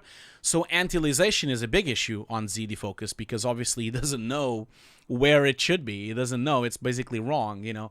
So I think that I think it's important for you to consider this, you know. And yeah, I know it's an old video, Manny. I know. Manny Moore is saying it's an old video. I do need to do an updated version of that video at some point. Maybe I can see the future. I can see that at some point I will probably do that video on the next Nuke for Dummies. No promises. But remember, Nuke for Dummies is going to be here every month. Always with a giveaway. Maybe BenQ. Maybe Foundry. Maybe Action VFX, maybe F-Track, maybe Hugo's Desk. And I have a surprise sponsor that will show up soon, which will also bring more giveaways as well, which will be cool. So anyway, so the thing that you have to consider about this is that the depth pass that we, like I said, with the matte. So the one you want to use for Nuke, for example, the default one is far to 0, and if you leave the mouse there, it kind of explains a little bit what it is. Not that it explains very well, but it explains that, you know, far to 0 is what Nuke RenderMan do, and then you have far to 1, which is OpenGL, and then you have far to -0, which is Maya Scanline, not Maya Render. Now, the one you want to use is depth. Depth Z, which is the distance in front of camera, which is what normally, if you haven't changed the shaders, that is what normally happens when you have Arnold, or if you use Redshift, which is the case we have here. So the Redshift would be what we're using. So I'm going to change the matte to depth so that it considers what is in front of camera and uses those values to try to do the depth of field. So I'm going to just like really quickly go in here and now look at this depth of field. So I'm going to open up the depth of field node, and now I have a focal point. Now the focal point, as you can see, it shows me a focal point which is X and Y. The X and Y relates to the size of the image. So this is full HD. So of course, if I go here, it's 0. And if I go here, it's 1080 by 1920. So 1920 by 1080. So that's what that reference XY is. But notice how if I am on the back building here, it says 4,800. Remember the values that we had here. The 4,500 was what we had on the back there. And that is what relates to when you look at the ZDefocus node, when you're doing your focal point. If you focus to there, you are defocusing there. Now, I'm going to increase the focusing. I know that this is going to look fake, but I just want to show you this, okay? So consider that this is going to be the defocus now. So you see, if I put my focal point here, it tells me 4,800. Remember, this is the distance to camera to the position. So obviously, if you really want to do like if you want to do a rack focus, for example, it is possible for you to use a geometry piece like an axis inside of Nuke in the 3D system, and then use that axis to drive the position where you're trying to focus something, which could be cool. Like I think it's a great way for you to kind of like do that. Oh, I wanted to just say, I completely forgot about one thing. Remember that you can become a member of the YouTube channel. You can probably see it there. And if you can become a member, you also get the Hugo's Desk videos 3 days before, especially the VFX Notes podcast. But we now have a new thing on Hugo's Desk. We now have a new thing on YouTube, just like on Twitch. I know some of you have been on Twitch on my streams. You can now give away memberships. That means you can randomly give away a bunch of memberships to members of the channel. So if you want to show your support to the channel, consider that. You could do that. You could give away memberships to a lot of people if you want to. Anyway, I'm going to go and shut up now. So now, for example, if I put my focal point to the floor here, you'll see that it is at 1,500, which is the value that it was closest to camera. And now, as you can see, it's doing a proper depth of field. So, of course, if I put the depth of field on the middle of the building, now we have defocus on the back and defocus on the front. Now, keep in mind that, unfortunately, the Nuke node, the ZDefocus node, is not really like PG Bokeh, where you have the proper f-stop and the proper sensor size of your camera, which is really cool, like when you do that kind of thing. So it doesn't have that, unfortunately. I've been telling this to people all the time.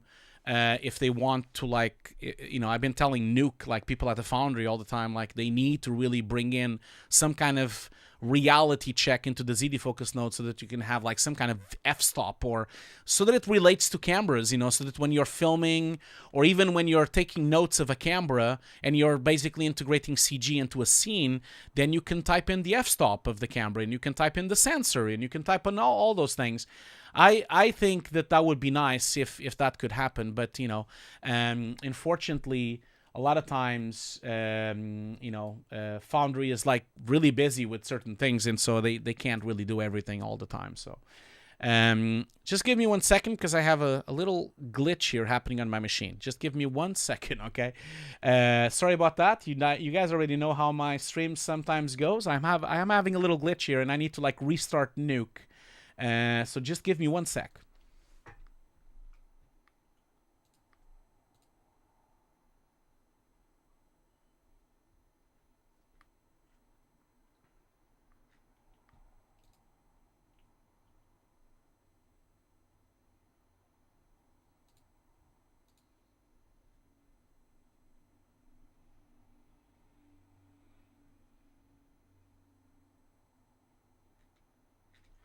Okay. Sorry about that. I'm back now. Apologies for the little small problem that I had here, the technical problem. I am back, and everything is working again. So, just as I was saying, obviously, now that we've talked about how to do the focal point here, let's talk about in the math. Remember, for Arnold and any kind of render, or even Redshift, any render that relates to the distance to camera, like we saw in the geometry, would have to be depth, or better, direct. Obviously, if you do direct or far zero, it really depends on the render engine. We're not going to go through this in detail now. If you want to know more about this, you can always join my course. I do go through these things even in more options as well. So now let's talk about the 4 options we have here. We have result, focal plane setup, layer setup, and filter. Now, result is, of course, what you're seeing. It's the result. Now, if I put focal plane setup, this is very interesting. This is like a mask of where you are focusing. So, and of course, at the moment, you just see blue and red. You don't see anything else. That's because the depth of field is set to 0. Now, if I start opening this up, let me open this up to like maybe 0.2, for example. As you can see now, we now have green, we have blue, and we have red. Okay, so let's, for example, say that what does that really mean? You know, what does that exactly mean? Well, just like the help file says, red would be nearer to camera, green would be what is focused completely, which is the depth of field of the focal point. So that's like the equivalent of an f-stop on your lens. And then, of course, we have the further from camera, which is the blue. So obviously, if I, for example, put 0.2, this would be the equivalent of an f-stop of like 1.4 or 1.8 or something. And if I now go back to my result, you can kind of see that now I have a larger part in focus. And so the green would help you to guide you through what is in focus. And of course, you can have more in focus. That means the f-stop would be more open. So for example, if I put to 1, that is almost like I'm having an f-stop of 11 or something, where almost everything is fully focused, you know. Like it's like when you are operating a camera and you have like a focus of f11 or f12, then it's all focused. So that's kind of what this is. And of course, if I drop this all the way to maybe 0.2.5, for example, then I have a lot more defocusing happening, and I have a much more, like the shallow depth of field changes quite a lot and quite dramatically. I'm going to actually put this even more defocus so that you just see the difference, okay? So this obviously is a very unrealistic defocusing that I'm creating now, but that's just the point. I'm trying to show you exactly how this operates, you know. So keep that in mind, that I know that it's looking a bit unrealistic. So now the other thing that we have also here is the layer setup. Now, what is the layer setup? The layer setup has to do with the slices and spacing between the layers. And so if you look closely here down here, we can kind of see that we have 1, 2, 3, 4, 5. And as I like, let's say that we drop the f-stop, and notice what happens if I put the f-stop, if I drop the f-stop all the way to maybe this much. You know, let's say that we do you know, an f-stop of 0.015. So that's like an extreme f-stop, you know. Well, unfortunately, there is really not a clear way to actually calculate the proper f-stop. At least I have not found one yet. I have not found a way to address the exact f-stop that this thing would relate to. That is why I use PG Bokeh. Like if I look at the PG Bokeh node, for example, in here, we have a proper f-stop. You see aperture of 6, 45 millimeter, and the actual sensor size of the camera. So it is possible on PG Bokeh to be a lot more precise to what type of f-stop you're using. And in fact, PG Bokeh is by far, for me, in my view, in my opinion, the best method of doing depth of field inside of Nuke. But I appreciate that it's not free. You need to pay for it, and so that is why we're not focusing our attention on it here. I have done videos in the past where I talked about PG Bokeh, and I think I will probably eventually do more videos about PG Bokeh in the future, I'm sure. But you know, just keep that in mind, that it is like not really, I have not found a method, a clear method of calculating. I'm sure that people that are more intelligent than me, because I'm not very intelligent, I'm a bit dumb sometimes, so I'm sure people that are a lot more intelligent than me can figure out the calculation of that slider from 0 to 1 that calculates the f-stop. I'm sure there's a way. But going back to the slices, what I wanted to show you is why do we have to care about the slices? And as you see, if I start moving this around, for example, if I put 0, 0, 1, so let's say that we put 0, 0, 1. Notice how now my slices, or the amount of slices we have on the layering slicing. Now, it's set to automatic at the moment. So if I untick the automatic, let's say that we put slices of 10. So now, if I'm trying to like do the depth of field, the slices will be kind of cut by chunks of 10. So you see, as I move my depth of field, it becomes very chunky. And in terms, if I start doing rack defocusing, so for example, let's say that I animate. So let's say that we go from the front here. Let's say we want to animate from this lamp, for example. And so I'm going to right click a keyframe here. And then maybe 15 frames later, like I will animate all the way to the building here. So I'm going to do a set keyframe here as well. And then maybe 10 frames later, I'm going to go back into the lamp again. And then maybe at the end, let's say that we go back to the building again. So now if I visualize this, you can kind of now see, if I now just wait a few seconds for it to preview, I'll show you what it means.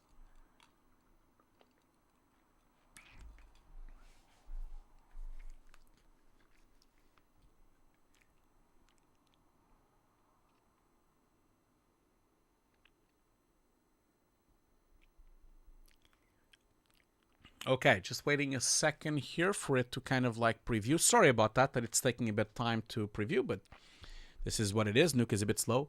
But because it's so accurate and it's so precise, that is why it's ready to bit float. So, and as you can see, this is now the rack defocus that I'm developing. And as you can see, the slices, because the slices are done to 10, I'm getting a quite extreme rack. And in fact, if I look at the result of this, let's watch this in full screen, for a second. So I'm gonna just like, I'm actually going to like just go to my other Nuke script here, and I'm gonna actually just deactivate my monitor out here, and I'm gonna go back to my script here that I'm using, and I'm gonna activate my monitor out to this one. So reason I'm doing this is because I want to show you in full screen this thing. So I'm gonna just like change the hub to 8 here, so you see it in full screen. And so now if I play this back, you'll see exactly what I mean, because you'll see it in a lot more detail than normal, because I'm now outputting the video output, the full video output from the script. If you just give it a second. So if you look closely here, notice how we have like these really awkward problems going on the rack defocus. It's almost like we have like from frame to frame, it almost jumps the depth of field. And this is because the slices are not enough. Now, obviously, this is a lot faster because I have only 10 slicers on depth layers. Now, obviously, if I set this to 50, for example, it will take a lot longer to process, but it will be a lot smoother. So if I now preview this, for example, this is now with 50 slices and not 10 slices of layering spacing, then it looks better. Now, keep in mind, of course, that this is only important if you're doing a rack defocus. If you're not doing a rack defocus, no one cares. If you're not doing rack, it doesn't matter, the slicing. Then that is why the default is automatic. That is why the default never really says anything but automatic. So if you just give it a second now, it's almost previewing. So if you just wait for a second there, you'll see it. So you see, that's a lot smoother. Now the rack focus is a lot more subtle. And in fact, if I go all the way to 100, obviously there will be a time that this thing will stop making sense. Like the more you put the slices, now I'm at 100 of slices. So if I now go into here, you'll see now I have 100 set to the layering slices. Obviously, the more slices you put, the slower it gets. But the quality improves substantially. So this will be the last one I'm gonna. I know I'm going really granular with this note. I'm pretty sure you're not expecting this on this, but this is Nuke for Dummies, right? I need to be quite granular. I need to go quite deep into it. Otherwise, what's the point? So, obviously this is now almost a tilt and shift image with architectural photography. So this is not realistic at all, okay? Keep that in mind. So let's look at this in a second once it's previewed. It's almost previewed. Apologies for the slowness, but now the depth layers are set to 100. Because they're set to 100, it's going to take forever for it to process. It's going to take a very long time to process the image. And now, but as you can see, the good thing with the 100 that it's become so much more smooth, that depth of field effect, okay? So I'm going to stop doing this, and let's go back to our original thing. So I'm going to I think that now is self-explanatory for what the layer setup is. The more slices you put here, the better quality you have on the slices of the actual layering spacing. I'm going to just put it to auto, and as you can see, if you zoom in, 100 gives you this kind of really nice smooth edge, and if I put on automatic, it drops the quality. You see, it looks like bending almost. I'm going to leave it in automatic because I'm going to remove the animation because we don't need to do this right now. Now, the other thing that exists here is the filter shape setup. So the filter shape setup is what we call bokeh. Now, for those of you that don't know anything about photography, keep in mind bokeh is very important. Bokeh is the shape of the lens, right? So if I go into Google here real quick, and I just put bokeh on the search engine here, I'm just gonna show you an example of bokeh from an actual Wikipedia page. Why not? So this is what bokeh is. Bokeh basically is the shape, the regular shape that you have inside the iris of the lens. So the lenses usually are built by shapes, they usually have blades inside the lens. Those blades, which are the iris that opens up and closes depending on the f-stop, will provide this kind of thing. So for example, if you have an f-stop of 1.4, you have blades actually, you can see the shapes of the blade on the lens of the iris. But if you have f22, everything is much more sharp, and of course you don't see the blades at all, So now this entire thing has to do with the shape of the iris. So let's just look bokeh blades. And I'm just Googling, but it works fine. So on each of the lens, depending on what type of lens you're using, you might have different shapes. For example, if I go to wait a minute, it's just opening up. Yeah. So for example, if I go in here, you can kind of see that. For example, this is a lens that inside the iris is shaped to 5 blades. So that's why the bokeh would have this shape there. This, for example, on the other hand, the iris inside the lens would have 8 blades. And so often what we do as compositors is that a lot of times we try to figure out how many blades we have on a lens. And this is really important to find out.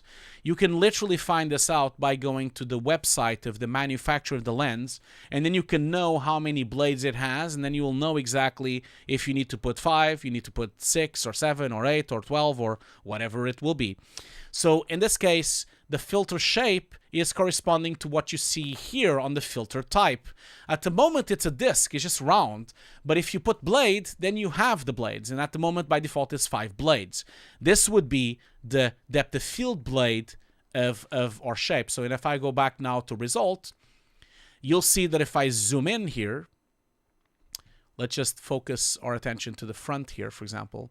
You'll see that this, I'm going to just defocus even more, okay?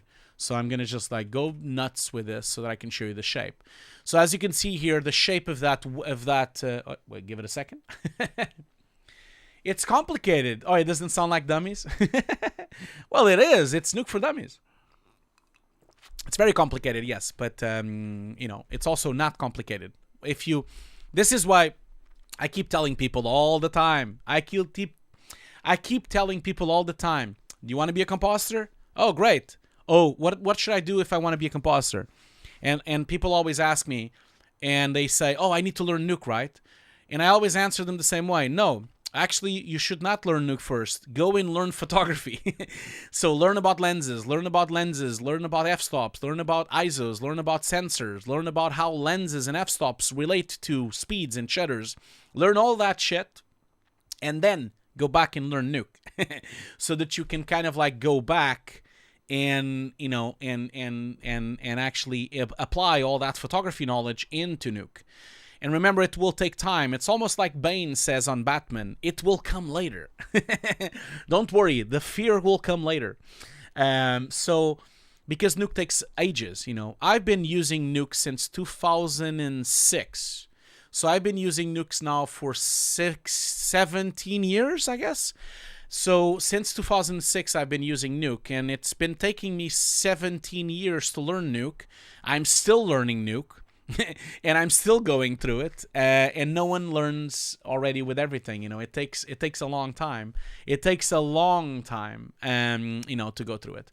So going back to this, as you can see, the bouquet is with 5 blades. Now, if I put like 3 blades, you'll see just 3 blades on the shape. If I put 5 blades, you'll just see 5 blades. If I put 8 blades, you'll see 8 blades shape of the bouquet. Now, keep in mind, of course, the more blades you have, the more round it becomes. So then you'll stop noticing that it's even blades, you know. So that's what you also should keep in mind. Okay. And then, of course, you have round. I'm going to go back and put this to the result. Sorry. Half an hour is already gone, but don't worry. I'm just going to wrap this up. So if I now go back to filter shape, you see, this is the shape that I'm doing, but obviously you also have the roundness of that shape. You can change that as well. You can rotate it. You can do an inner sides as well. You can do an inner feather as well. You can do an inner brightness as well. You can have catadotropic filtering as well. You can also have gamma correction and bloom as well. All those things will help you to try to match the bokeh of your camera. And so if I now go back to my result, you'll see, and by the way, notice how the bounding box is quite large now. That is because I'm now blurring so much that is actually going beyond the limits of my image. To fix that, you probably want to consider putting a crop node to try to crop that up, you know, so that you don't process things that you don't need. So I'm going to actually do that. So you see, now my shape is starting to look more realistic. It's now starting to look more like a photography shape, because now I'm having all these bounces from the inner feather and the inner shader, and also the gamma correction and bloom is also helping me to develop that kind of like bokeh effect that you usually have on a scene. And of course, the more I put blurriness here, the more you'll see the bokeh effect, but obviously it becomes even more slow. And you can also have an anamorphic lenses, of course. That is set by the blade of the aspect ratio. So, for example, if you're trying to match CG to something that was photographed with a 1.3 aspect ratio, then you need to put 1.33 here. And then the aspect ratio will be 1 to 33. And of course, if you have an aspect ratio of 2, then you'll have to put 2 here. And of course, you have, well, sorry, it's the other way around. Sorry. So it'll be 0.3 to go to minus. Sorry about that. Because if you want to like have the deformation of the lens, wait a minute. What am I doing? No. Wait a minute. So 1 is 1. And of course, you would have to go to lower to actually be stretched. Sorry, I was doing the other way around. So you want to be stretched. So if you want to like have a factor of 2 of aspect ratio, then you would put 0.5. That would be what it would be. Sorry about that. So all of that is really important. And then, of course, last but not least, this is looking like shit, by the way. So I'm going to just go back and set this to default as it should be. Now, the last but not least is that you can also bring in your own, your own shape if you want to. Now I have a shape here somewhere. I think I brought one in. Let me just double check. Yeah, there it is. So these are just the shape that is actually from Andrew Kramer's plugin. I think it's from the optical flare plugin. No, not Andy Kramer. Is it Andy Kramer? No, I can remember if his name. But yeah, it's from, from Copilot. So from Copilot, this is a blade. It's an actual photography of a blade, of an actual bouquet, because you could always write. You can always like rotoscope it from a plate. Now, the only thing you need to do for this to work is you do need to put a shuffle, because you need to provide some kind of alpha channel. So I'm going to provide the red channel as an alpha. So I'm basically piping the red into alpha so that we also have an alpha channel here. And now if I look into this, what will happen is that if you want, the ZDefocus node could have a filter. So if you don't want to use the filter that I've just made here, you could put whatever you want as a filter, and that of course means that you would have to tell him, because remember we have an option of being a disk, an option of being a blade, or an option of being an image, which would be that. So you could also use an image, and that would give you something like this. It will take a bit more time to process. If you just give it a second, it will show up in a second. Just give it a bit of time. So go to result, and now I'm just gonna like bring this back to 100 again so that we see that shape. So now that is looking at that bouquet shape instead of using the one that we've created. So now if I switch this to blade, you'll see that it makes wait a minute, image. There you go. So that's the difference. That's the blade that I've created, and that is the image that I'm using. Obviously you can use whatever image you want for being. You can even use little square, like little hearts if you want to. Doesn't really matter. Now, last but not least is the size and the maxim. Now, remember when I was looking at the different depth of fields here, you know, when I look at this. Now, at some point when you're looking at depth of field, after a while, depth of field doesn't really do anymore. Like after a while, depth of field goes into the infinite. And that is why you have those options there of size and maxim. So size is how much blur you're going to give it. And then maxim is the clamp limit of what you're trying to defocus. So if I go in here, notice how if I'm setting this to 10, that's how much I'm defocusing. So let's focus here on this lamp, for example. This is how much I'm defocusing. I'm not defocusing much. Now 20, let me just go to 100 again, 100, and then I'm going to put 100 here. So now effectively I'm blurring by 100, and the maxim clamp is 100. But if I put 200, then you see that the maxim, if I put 300, for example, after a while, it doesn't even do anything. So if I put 10 of size here, and I put, for example, let's say that we put 20 of maxim, it basically clamps the amount of blurriness. It doesn't really show here on this specific image because, you know, I don't have a very large environment, so you can't really see a very far away depth of field. But that kind of really concludes my representation of the depth of field node. I'm just going to like pick it up. And let's go back here and just look at the results of this. So I'm going to put a merge node just to show you the difference between all of them. So I have, remember what we started with on the beginning of the stream. We had just the blur, and then the defocus, and then last but not least, the depth of field. Now the depth of field, what I'm going to do here is I'm going to put it to here maybe, and I'm going to actually defocus it more. So that we see it a bit more. So I'm going to be like that. So I'm going to go to full screen so that you can see it. So this is just the blur node. So that's the one that doesn't really look nice. It looks very washed out. That's just the blur node. That's with the defocus node. So this is the difference. Looks a bit better.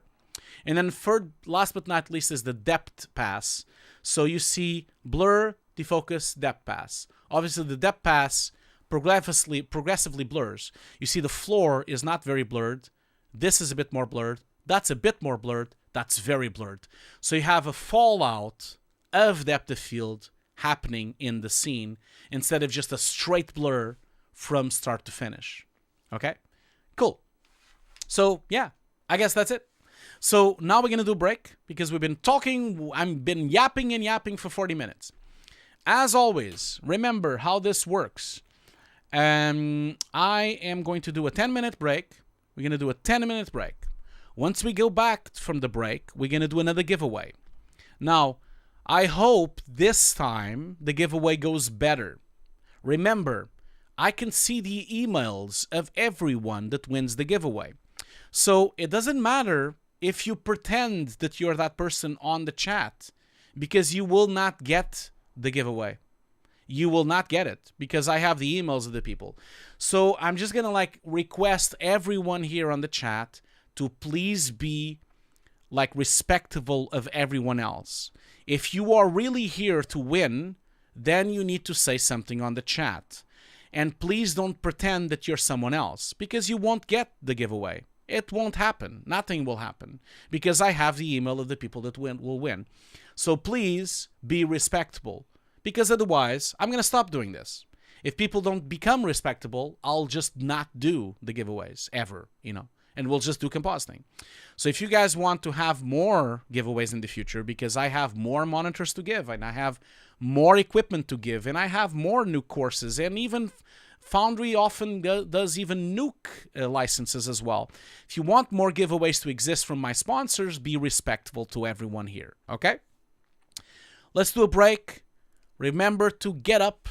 Remember to shake your legs and walk around, just walk around. Woohoo! Walk around, get out of your desk, get some water, get hydrated, because whenever you're in front of a monitor, you become very dehydrated. So make sure you kind of drink some water and walk away for at least 10 minutes. I'll be right back in 10 minutes. So we'll do 10 minutes of break. Then probably going to take 10 minutes to do the giveaway.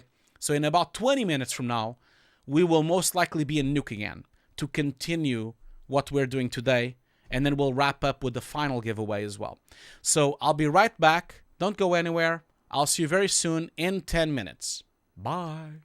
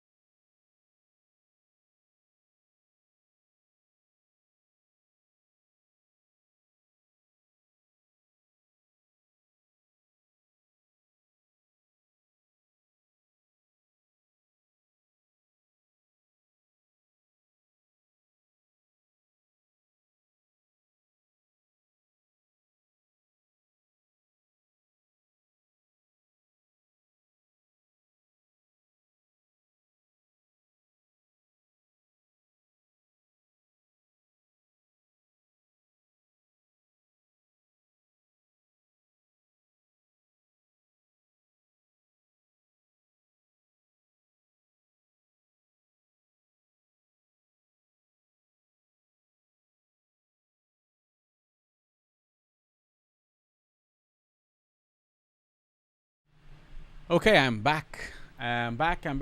Thank you so much. I can see there's still 161 people here. Thank you so much for being here. Thank you so much for all the support. Don't forget that if you want to support the channel, there is like a little $sign button on the chat. You can become a member of the channel, and that will give you like bragging rights, and you can be on the credits of my videos. And also, of course, you get the podcast with the files before everyone else. And also, of course, you can also give away memberships as well if you want to. So feel free to support the channel if you want to see more of this stuff going on. So I already put the link of the giveaway. We're going to do another giveaway here. Remember what I said before we go back to Nuke. Remember what I said before, the giveaway, you need to be here to be winning the giveaway, and make sure, I really want to make sure people are actually here, so that I can congratulate you and also talk to you and everything. So let's do another giveaway. I'm going to open up the list here. This will be another Nuke course that I'm going to be giving away now. Remember, at the end of the stream, we're going to be giving away the monitor, the BenQ monitor, because, of course, you probably already guessed it. I'm leaving the best for last because it is the most valuable thing that we have. So I'm going to leave it the best for last. So, and then we're going to go back to the Nuke compositing as well. We'll just wrap up with a couple of things that I wanted to show you and to show you. Not sure we'll be able to kind of go through the workshop that I was planning. It took a longer to go through the depth of field, but I think that it will be, don't worry, because as I said many times, I'm doing this every month. So next month I'll be doing it every last Wednesday of the month. Okay, every last Wednesday of the month. So the next stream actually will be, let's see here, it will be on the 29 of May. So the next stream. So remember, 29 of June. Sorry, every last Wednesday of the month. So 29 of June. So every month we will be doing this. And Sajal, thank you so much. Sajal is one of our members now. So thank you so much, Sajal. You will now have early access to the podcast and also be on the credits. You already were there. So I thank you so much, Sajal, for becoming a member. Thank you so much for supporting the channel like this. You already support me on Patreon. You didn't have to do that. Thank you so much, my friend. You are very kind. You are very kind. Thank you so much. Sajal is always helping the channel, and of course, he has his own Twitch streams that he does. I'll put them on the notes here if you guys want to check it out. He always does a lot of Twitch streams. So let me just like take away the sound here. Oh, I can't take out the sound. Yeah, here we go. So Sajal, thank you so much for becoming a member. If you guys want to check out his Twitch channel, there it is. That's his Twitch channel. I'm just gonna like share it real quick here. So that's the Twitch channel of CG Rockstar, which is Sajal, one of our new members. So go and check him out. Go and support him, of course. Okay, so let's do the first giveaway. Enough talking and blabbing. Let's just get on with this thing. So I'm gonna just like. Oh my God.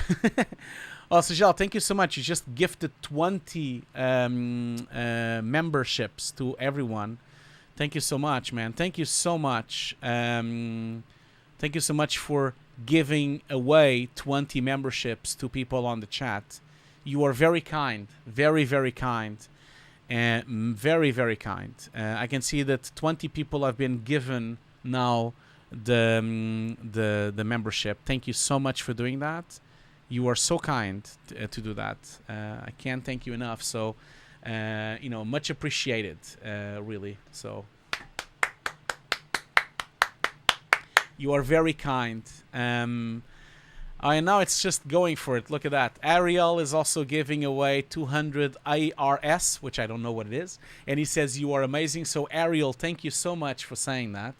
You are so kind as well. Thank you so much for all the support. Ariel, you are amazing, not me.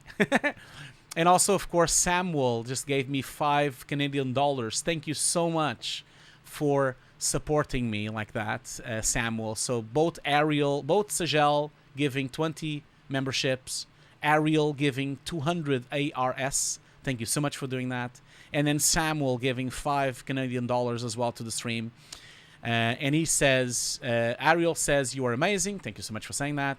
And Samuel says, I've been a junior comp for 3 months now, and it's in part because of all your content. So thank you very much, and keep up the good work. Samuel, thank you so much for saying that. You are very kind. You guys are making me cry soon. You're making me cry soon. Oh man, you guys just keep coming. So Daniel Anderson also became a member as well. Thank you so much for becoming a member, Daniel. Much appreciated. You're now spoiling me. I'm gonna be all red. I'm gonna be all red now. So memberships, of course, only mean that you will be part of the credits on the video. So whenever I do a video, I put the name of the person that is member and the name of the person that is Patreon as well on the end of the videos. You probably noticed this before. And of course, I do send the VFX Notes podcast early to everyone, to the members. So okay, so cool. Let's do the giveaway and see if someone wins now. So I'm going to draw another Nuke course, and then later at the end of the stream, we'll do the BenQ monitor as well. So, Aman says, I won a BAFTA because of me. I really doubt that, Aman, okay? I really sincerely doubt that you've won a BAFTA because of me. Aman Orara, you've won a BAFTA because of you. You are amazing, and congratulations for winning a BAFTA. Congratulations, my friend. Winning a BAFTA is not easy. I've never won a BAFTA. Congratulations for winning a BAFTA. That is amazing achievement. I am sure it is because of your amazing talent that you've won the BAFTA. Nothing to do with me, my friend. Thank you so much also to Jonatas Ferreira. Everyone that is watching the stream right now, don't worry. You know, I am going to publish the entire stream tomorrow, if you want to rewatch it, of course. But I will also publish in a couple of days a full edited version of these streams, without the chat, without the giveaways, just the Nuke stuff, like I usually do. So anyone that wants to complain about that, please expect that to drop on YouTube soon, without any of the conversations, any of this stuff that is happening now. So please don't complain, okay? Don't complain.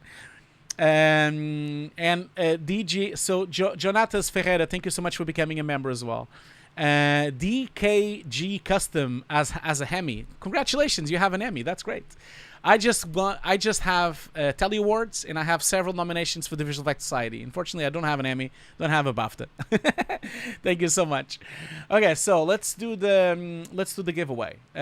So drawing winner now. I'm going to draw another winner. Oh my God, you guys need to stop, okay? Otherwise, I'm never gonna do this. Now, Ludmil Vanev has just given me 20 BNG. I have no idea what that is, but thank you so much for supporting the channel. Thank you so much, Ludmil Vanev. I'm sure I'm mispronouncing your name. I am so sorry if I'm mispronouncing your name, but thank you so much for that. Okay, so I'm gonna draw the winner for the Nuke course. And we'll see. Regarding Christopher Powell and Georgie, Christopher Powell and Georgie Svaskav, they already won. I'll contact them by email because I don't think they are here actually.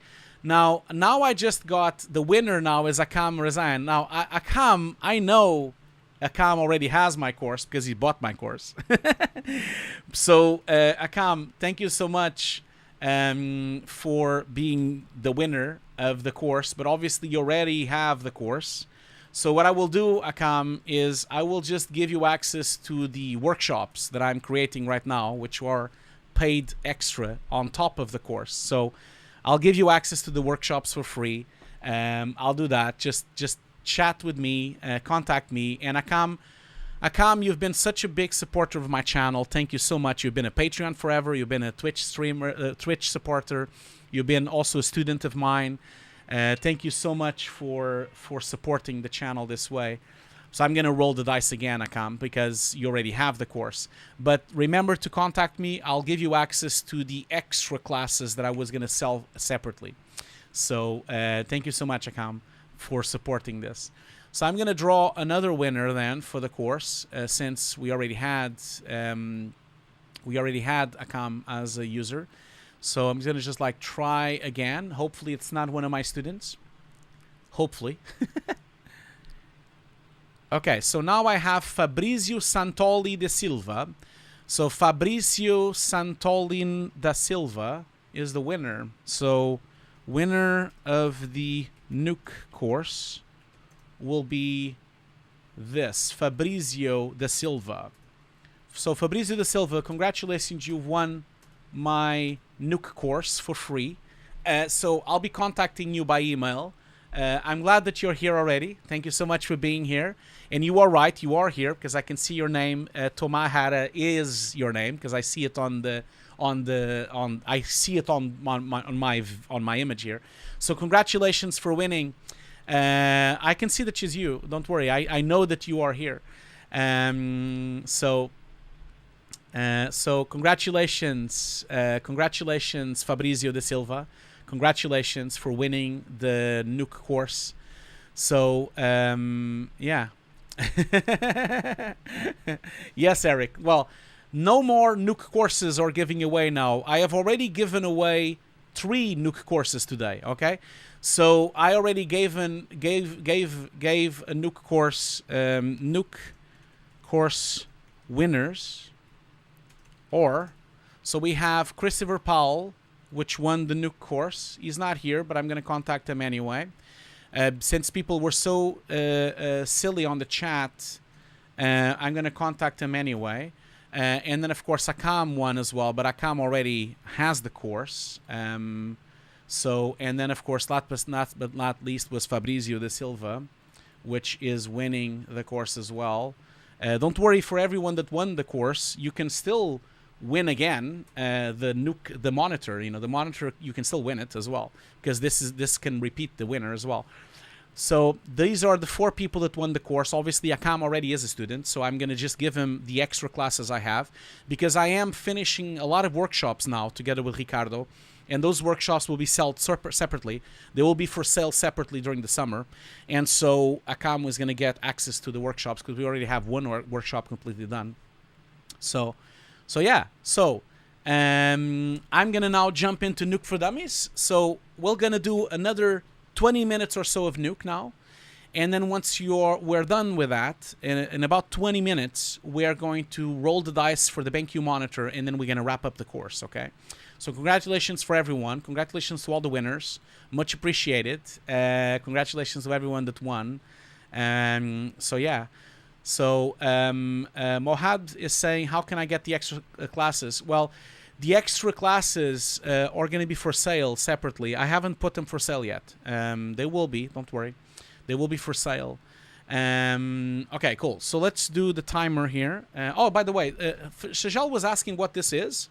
This is a slate that I have here, which is for filming. And I use this to focus my camera.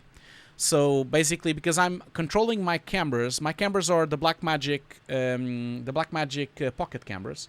So I have one over there, which is the Pocket 6K Pro, and then on the back there I have the 6K normal. So sorry, that's the 6K and that's the 6K Pro. And so I use this to control with my iPhone, and I can use this to focus my camera because I'm using very low f-stop. So then I need some help to focus. That's why I have this here. Obviously, if you are a director of photography, you should never have this because that means you can't focus my eye. You'd be fired probably if you don't do this correctly. Okay, so I'm gonna put a timer for about 20 minutes. Let's just go through a few things inside of Nuke, and then we'll go back to the last giveaway. Okay, because I am getting a bit tired. I'm old now, you know. Just keep in mind that I get a bit tired very quickly. So keep that in mind that I don't last that long anymore. So let's just I'm just gonna like go in here and put myself on the corner there. Sorry, just need to like find out that's it. So let's go back. Let's go back to this now. Yeah, so as we were talking about, and remember, I will edit this all as one workshop, don't worry. But now, oh, my thing is kind of like disconnected.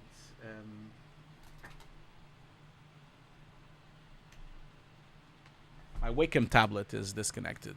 Hopefully it wakes up soon. There you go. It's woke up now. I don't know exactly. Sorry, I need to like put my truck on fire here for a second because my Wacom tablet is not. It's giving me some problems. Just give me a second. Where is my Wacom settings? Sorry, everyone. Just like experiencing a bit of a little small issue here because my Wacom tablet is not working. I will be with you in a second if you just bear with me. I'll be there in a second, okay? So, is this not working? Yes, it is working. Okay, cool. I am back. Okay, sorry about that. I am back. Okay, so I am going to go back into Nuke where we were, which was this shot here. So, before the break, we talked about the depth passes and the difference between the blur and the defocus node. So now, let's talk about how would we apply the depth of field if we had multiple layers, right?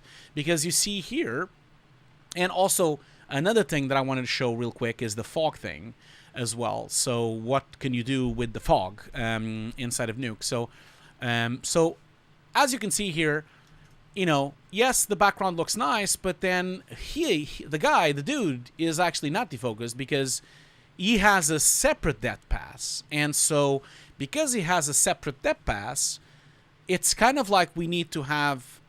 Here's the thing. It's the choice. It's a choice, of course. It's a choice between you. You can either have the depth pass separated, and you can have 2 layers separated. And I think, in a way, this entire thing really depends on your pipeline. It depends on what you're trying to achieve. If you have deep compositing, you probably don't have to separate them. But keep in mind that I prefer to have more control. So I've rendered the background separately from the foreground. But, of course, this has some ramifications on your pipeline. Because if you render in CG the foreground and the background separately, then you need to deal with the consequences. If you want to do depth of field, then you need to actually have 2 depth of field nodes working to try to get the depth of field on the room and then the depth of field on the person. So just keep that in mind, that is a bit of a difficulty. So having that in mind, I'm just going to go and show you this in action. So I'm going to show you that using this thing here. So I'm going to show you, this is the actual script. So this is the full production script of that shot that you're seeing on screen right now. So I'm just going to really do a rundown of what we've done here. So this would be coming the CG. This is the actual background CG, as you can see. This is with baked motion blur, by the way. So we have baked motion blur, we have some particles, we have all sorts of things here. I'm just going to go back here into this guy here and just deactivate the monitor out here and then activate the monitor out on this one here because I want to have the monitor out on this one instead. There you go.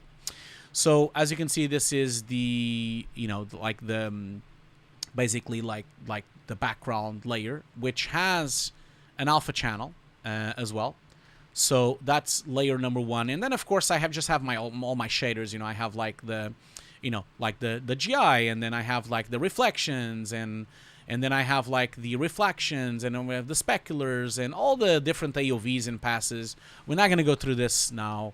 I just want to kind of show you a little bit of how that goes. And then, of course, we have the cryptomats, the object IDs, the utilities, you know, all that stuff.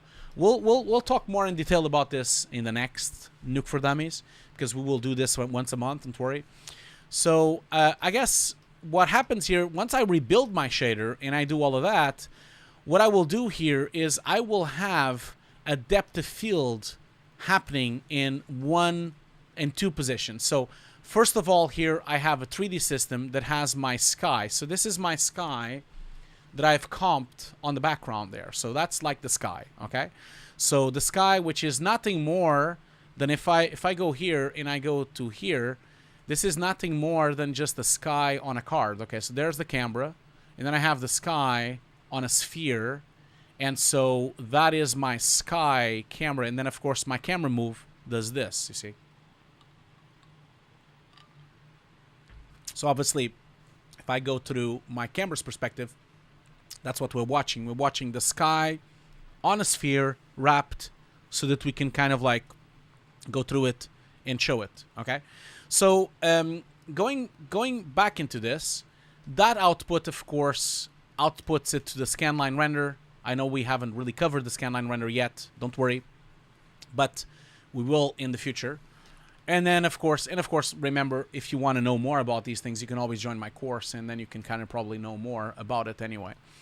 So now, then, I also have, you know, some foreground mountains as well, which I've merged here. These are just some mountains, which I also merge a little bit with the background. So now I have not only the sky, I'm going to just gamma it up a bit so you can see it, but I also have some mountains, some matte painting mountains. That would be like the furthest background, really, for the whole thing. And so this entire thing is now there, the sky, the mountains, and everything. And then, of course, I merge my foreground. And so now I have my background, which is the sky, the mountains, the CG, all of it together. And now I'm going to apply the depth of field just to this section of the layers, okay? So that means I have the background together with the foreground, together with the wood, together with the particles, and that then becomes, this becomes then depth of field. It becomes then defocused. So that is what I have here. I'm using PG bokeh. I'm using an actual bokeh image. And then I have PG bokeh, which is extremely slow, by the way. Just give you an idea. PG bokeh is here, and it's set to an f-stop of 1.2, and it's set to focal of 16. So this is because my lens in Maya is 16mm, and it's a 35mm backplate that I'm using in my Maya scene, and I'm using an f-stop of 1.2, which is normally the lens that I most like. It's the Canon lens, the L 1.2. That's the one I'm using here. So that's kind of the thing there. And so, of course, this is extremely slow, but it doesn't matter. So this is the defocused version of that. And if I go back here to the first frame, PG bokeh is quite slow, okay? So, but you can see that we have the bouquets here. Look at that. There's beautiful bouquets. They're actually all there. And I'm defocusing both the sky, the clouds, and the background barn as well, which would be defocused as separate. Now, also in here, as you notice here, I'm basically defocusing using like the focal plane of 100, which is the distance to the camera if I was having the geometry here. So then, of course, goes back to the character itself. So this is the raw CG of the character, right? So this is the dude with occlusion. So this is just a render on Redshift of the main character. So this is basically the CG guy done in Redshift, and he's like breaking up the barn with his mighty sword, and it has baked motion blur. Again, I have all my passes, you know, all the different layers, all the different reflections, all the different stuff going on here. I then build the whole thing. I also have some scratches that I've used. We're not going to go through this today, but you know, I've developed like a scratch pass inside of Nuke using UVs. And I know it looks silly as hell. It looks really ridiculous, doesn't it? But this is kind of like, you know, like a scratch pass that then I would use on top of the CG just to kind of make it look better, really. Like, that's the whole point.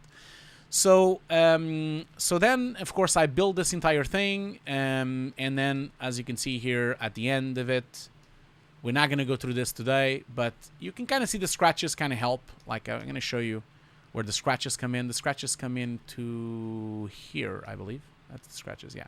So you see here, that's the scratch layer. It is basically just, I know it's a bit exaggerated, but with the motion blur and with everything else, it looks just fine. So this is the scratch layer that I've used. You don't need to use Nuke for this, of course, but I did use a UV for this.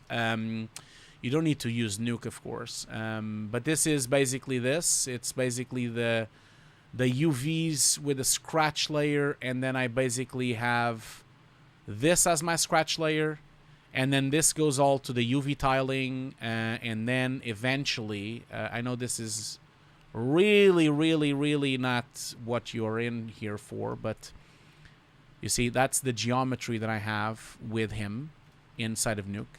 And then kind of like, let's just see here. Solid wireframe. Oh yeah, display with textures. That's what I want to see. I want to see the textures. But I probably need to switch on the light so that we can see the geometry. Yeah, so this is the geometry that I brought into Nuke. This is a cache, of course. It's not like all of the detailed. And this is like the loaded texturing UVs of that dirt pass that I have there. You know, like whatever. It's like blah, blah, blah, blah.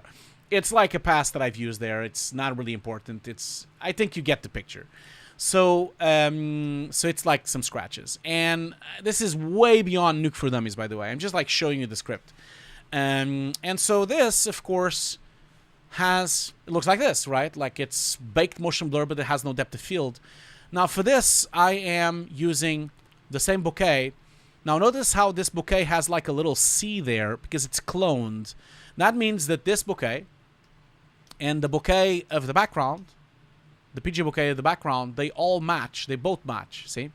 So I have both of them with the same values, both of them with the same lenses, both of them with the same chromatic aberration, both of them with the same kernel. Everything is the same on both of them, because they are defocusing the background and the foreground separately, but as a whole. Now I do have something else here. I am pulling the depth, doing a color edge, so that I can extend it. This is what I was telling you about on the video. This extension here that I'm using the color edge to extend, this is for me to fix the edge problems on the depth of field. Now, this is not going to be covered today, okay? We'll eventually do that, but you can also watch that video on YouTube, because it will be there, and it's already 6 years old, but you can always watch it.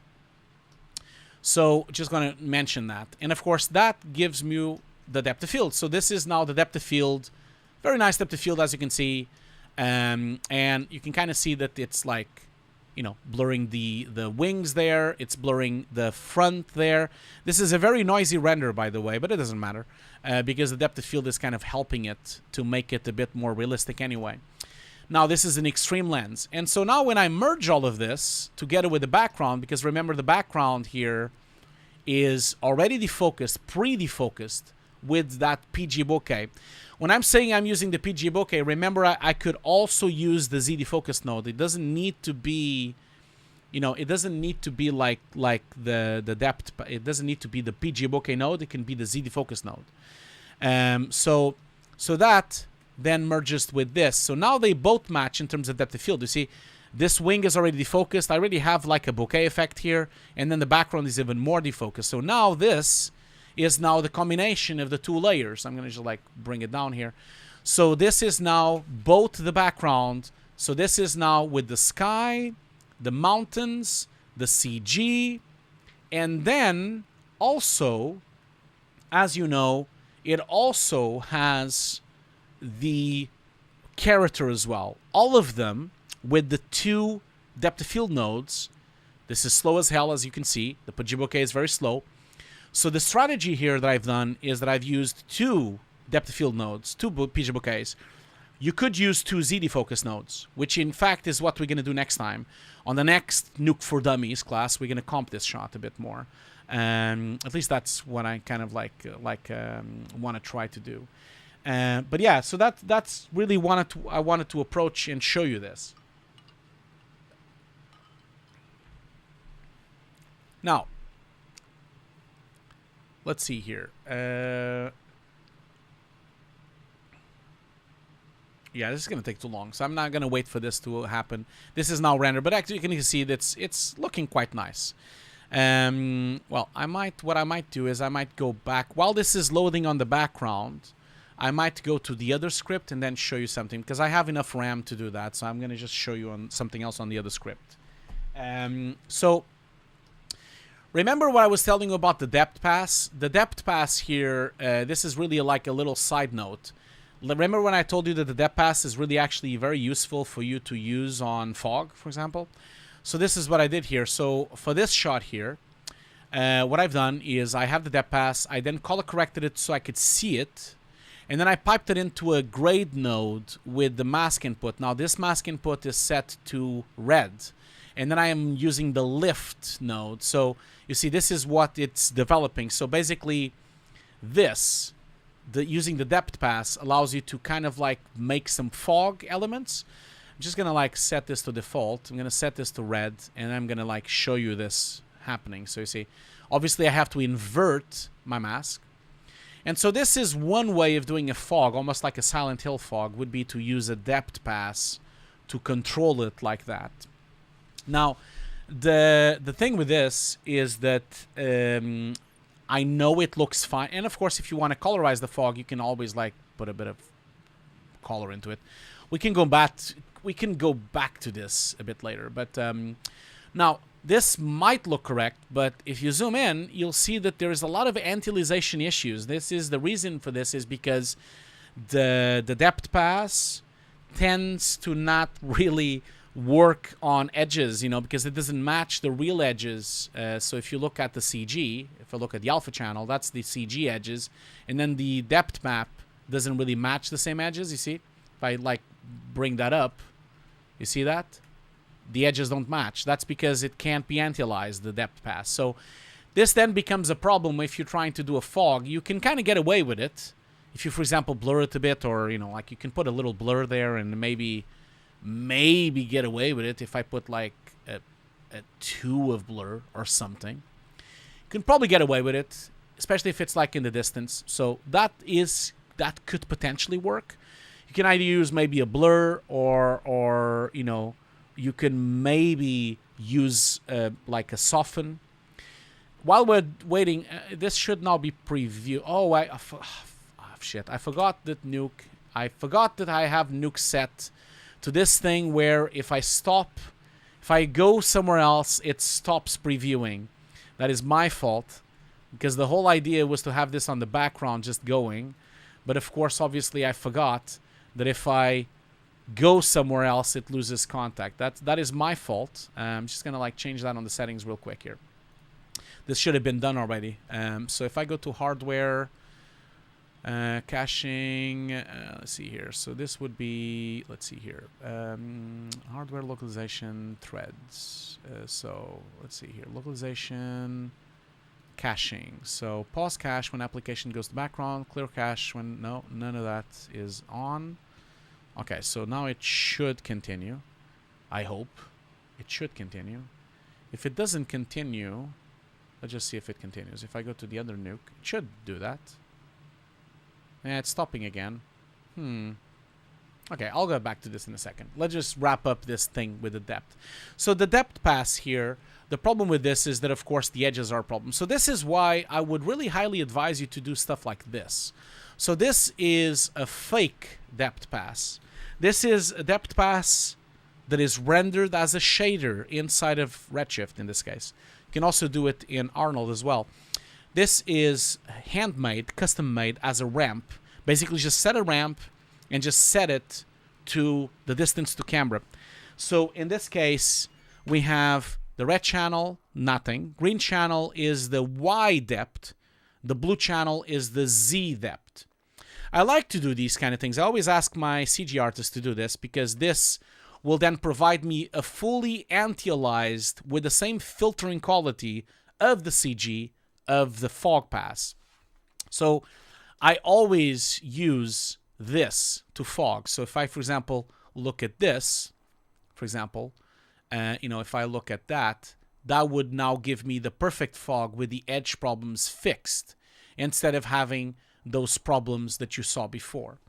But anyway, I'm getting ahead of myself. This was just for me to show you how you can use depth passes for fog while we were waiting for this to render. That didn't really work out. That was not my plan, but you know, it doesn't really matter. I think we're gonna wrap up soon anyway. You know, and this is going to conclude really what we were showing. I'm already very tired. We've already been on for like almost 3 hours. I know a lot of you are waiting for the giveaway of the monitor, so let's do that. Now, the monitor, I will only give the monitor to someone that is here, actually. So at least I'm going to try to do that. We'll see if everyone behaves and we can actually have that working. So that's kind of like, remember what I said. The whole point of this was that the ZDefocus node can be used very easily, but you need to consider that you need to use it on separate layers, okay?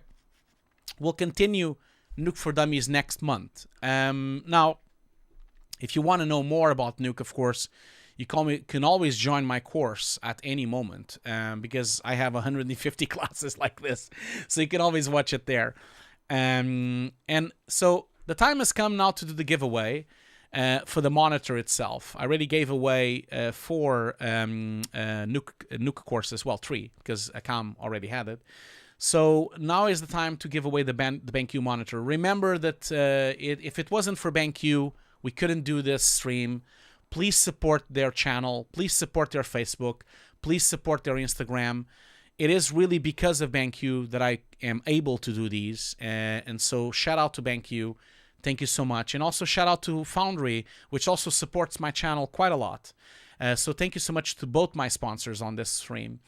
And also thanks so much to all my new members. I already have 28 new members today. Thank you so much to John Murphy to become a new member. Much appreciated, John Murphy, for you to become a new member as well. Okay, so this is almost previewed anyway, so we can probably watch it. Look at that. So this is now the full preview of the depth pass that I just created using the 2 layers. So you can see it makes it look much more realistic by having a nice depth of field effect on this render, of course. Of course, this is not photoreal. This is not supposed to be photoreal anyway. This is like a stylized render, really. It's a stylized shot. Anyway, we've been on yapping and yapping for almost 3 hours. So I'm going to now leave this for now, and I'm going to just move into the giveaway. And then we're going to go away. Giveaway and then go away. So thank you so much for joining today as well. Let's just do the giveaway for the monitor. Hopefully, whoever wins the monitor is here. I hope so. I really hope so. Because I really want to make sure, I want to congratulate the person that wins the monitor. Again, I can't thank enough BenQ for providing this monitor for free. It is the second time they give away a monitor for my streams. Much appreciated. Really thank BenQ for doing this for the second time. I'm sure this will not be the last. I'm sure I will do it again. So thank you so much, BenQ.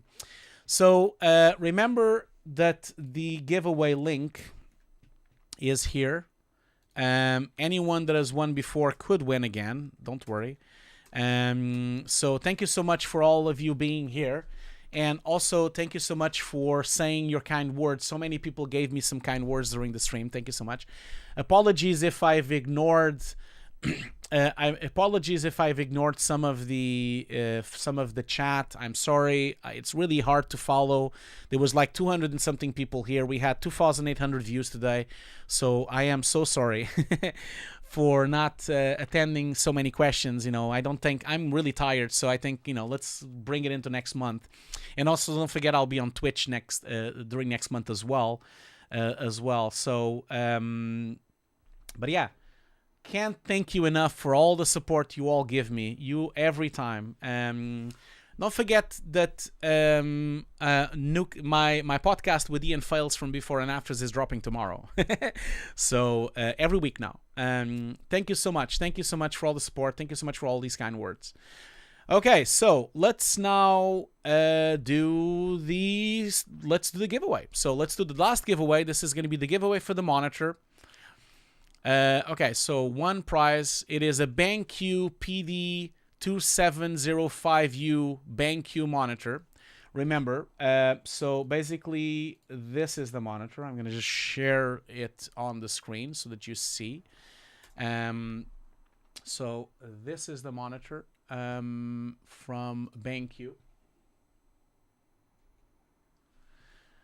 So it is part of their designer monitor. It's a 10-bit monitor. And the monitor that we are going to give away is the 2705U. So this is the one.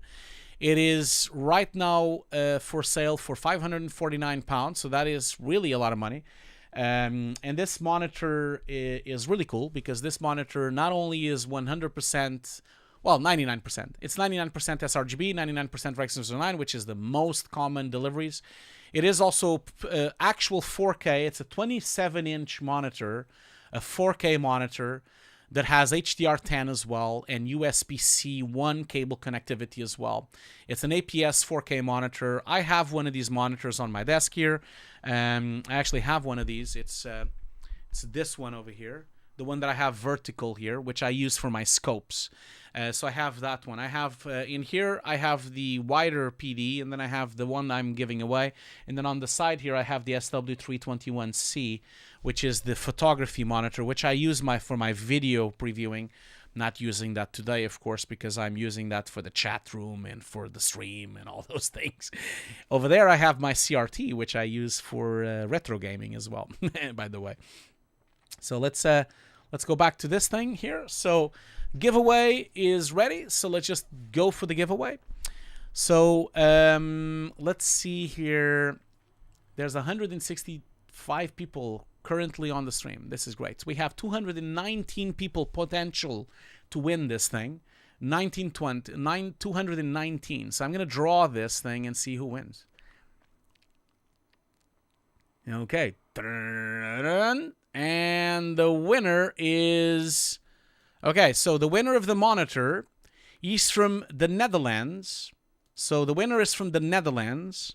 The winner of the BenQ monitor is Robin van Haas. So he's from the Netherlands, and he's the winner of the BenQ monitor. Is he here? I hope he is here. I have his email anyway, but I hope he's here. I really hope so, because I want to thank him for for winning the monitor. So yeah, so congratulations to Robin van Haas from the Netherlands, and he has won the monitor. So congratulations. Yeah, he has to be here to win. Well, I mean, I am not going to I'm not going to go into now the process of trying to find out who's talking the truth and who's not talking the truth. I need to sort this out. I need to find a way to not have all these trolls pretending that they are the people that won. So I think I'm just going to call it a day, and I'm going to say that he's the one that won. I have his email anyway. So obviously if he's not here, that is a shame. He should have been here. I am going to try to see if I can sort this out for the next giveaway. I'm going to see if I can sort a way to actually identify people properly on the chat. Maybe I need to do this on Discord instead. So I'm going to see if I can do that in a better way. But congratulations, Robin van Haas, for winning the BenQ monitor. Congratulations for that. I'm not going to roll it again because otherwise... I've had this issue before where I rolled again, and then the person that won the first time got really upset with me.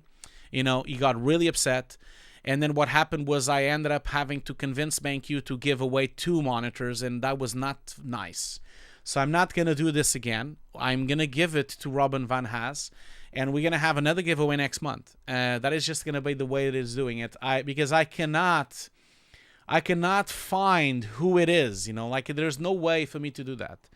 So I am sorry, everyone, but I don't really have any other way to do this. I have his email here, and he has logged in. He basically logged in at a long time ago, actually. It was at 6 o'clock in the afternoon. So yeah. I have his email, so I know exactly who he is anyway. He didn't even say that he's here, though. No, yeah, I know. I'm not sure he's here, actually. But the thing is with this is that I know I promised people that I was going to make sure the people are here. Yeah, you're right. You're right. Yeah, absolutely. I guess you're right. What do you guys think? Do you think I should roll it again? And, and he wasn't here, so it's just not possible for me to really deal with this. People should be here. You're right. So maybe I should do that. Should I roll it again? Should I roll it again? Yeah. So yeah, I'll roll it again. Should I roll it again? What do you guys think? Should I roll it again? Should I roll it again? Okay. He's gonna be upset with me, I'm sure. But you know, we didn't win. Yeah. Be happy for the person who did win. Well, but he's not here. I've been telling, like, on the terms and conditions of our giveaway, it is saying that you have to be here. So, and I did say on the very beginning that people have to be here. So I want to be fair to that. I want to be fair to this. So, you know, I already gave away the Nuke course, and Fabrizio was here, and he got the Nuke course. Akam is here as well, and he got the extension. So I'm going to roll it again. And then if he contacts me, you know, I'll deal with it. Maybe I'll give him a new course or something. There's nothing I can do about that. He should have been here. It was, I did make it clear that you had to be here.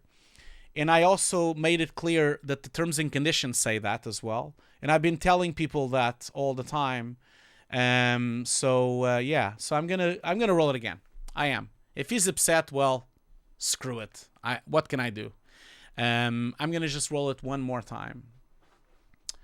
So yeah, he was actually here at 5 o'clock, so that was a long time ago. So I'm going to roll it again. Now I have 224 people for the roll off. So I'm gonna draw, and let's see.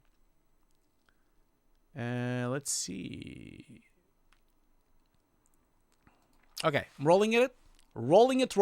Let's go for it.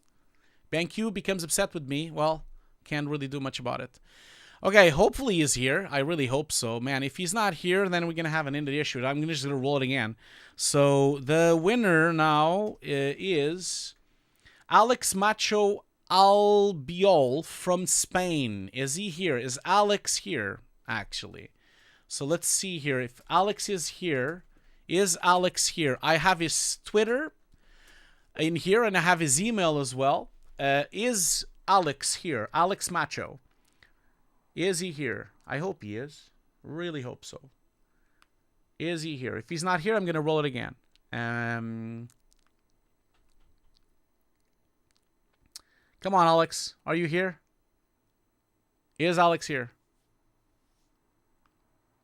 Remember what I've said. Obviously, I know this is really delayed on the whole thing. It's really delayed on the stream.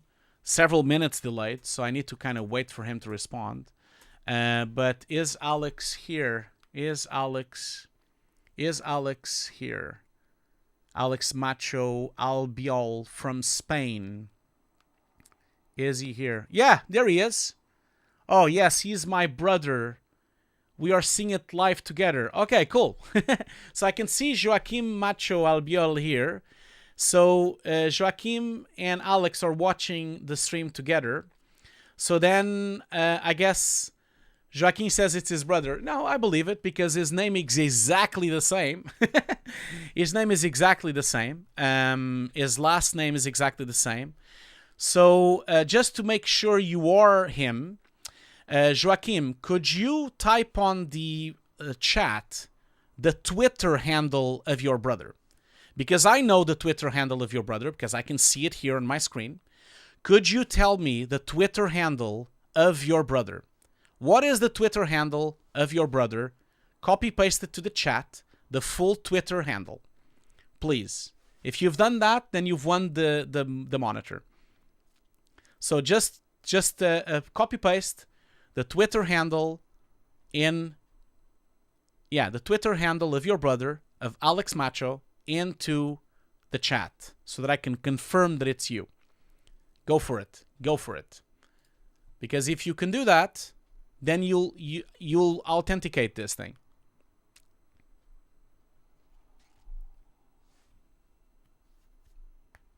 I find that this really funny, like the two brothers are watching it together.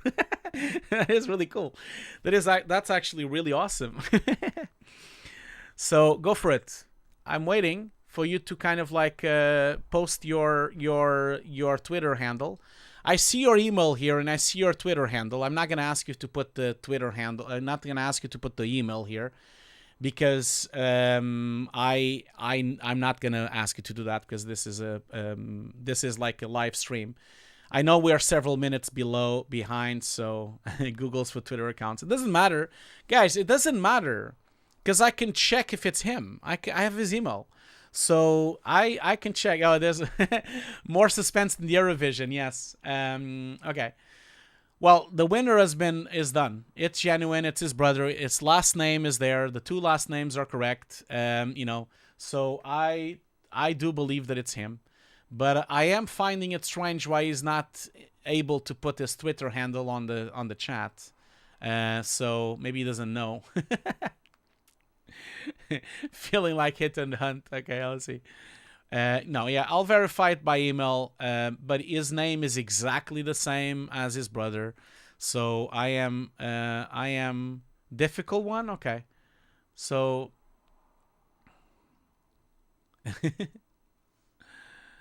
I guess I don't know why he's taking so long. I have no idea. Maybe perhaps he's not following his brother. Could be.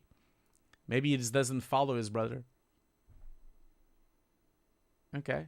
Oh, now I have Alex Macho here, the actual Alex Macho. So, Alex, could you please post your Twitter handle on the chat? Come on. Okay, I already understand your brothers, but just put. If you're not gonna put the Twitter handle on the chat, I'm just gonna roll it again. So either you put the Twitter handle. I don't use Twitter. Okay, fine. I know both of them are here, so yes, I know you're here, but just post, just copy paste your Twitter handle in the chat, just so that I know it's you. Please do that. It's so simple. Otherwise, I'm just gonna do it again. Just gonna roll it again. You did? Okay. I didn't see it. Just post it again then. I don't see it.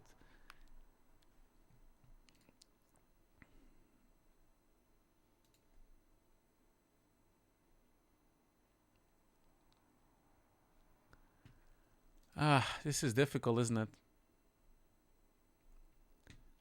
It is difficult, I can see.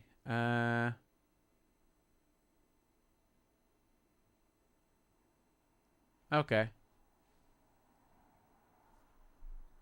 Okay, so he's not gonna post the.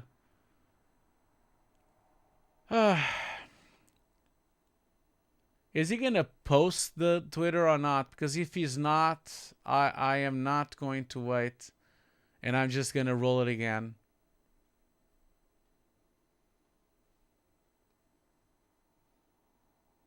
Oh, is it being filtered? Okay, so then maybe okay.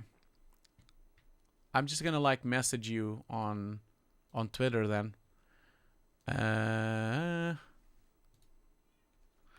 Or you live on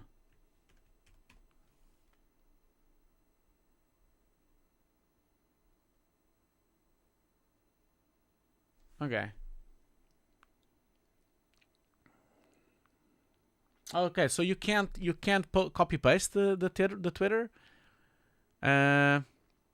Yeah, so maybe send me a message or something so that I can basically verify this thing. Without the link, maybe just write it without the link, just the name, so that I can find it, you know. Yeah, so don't put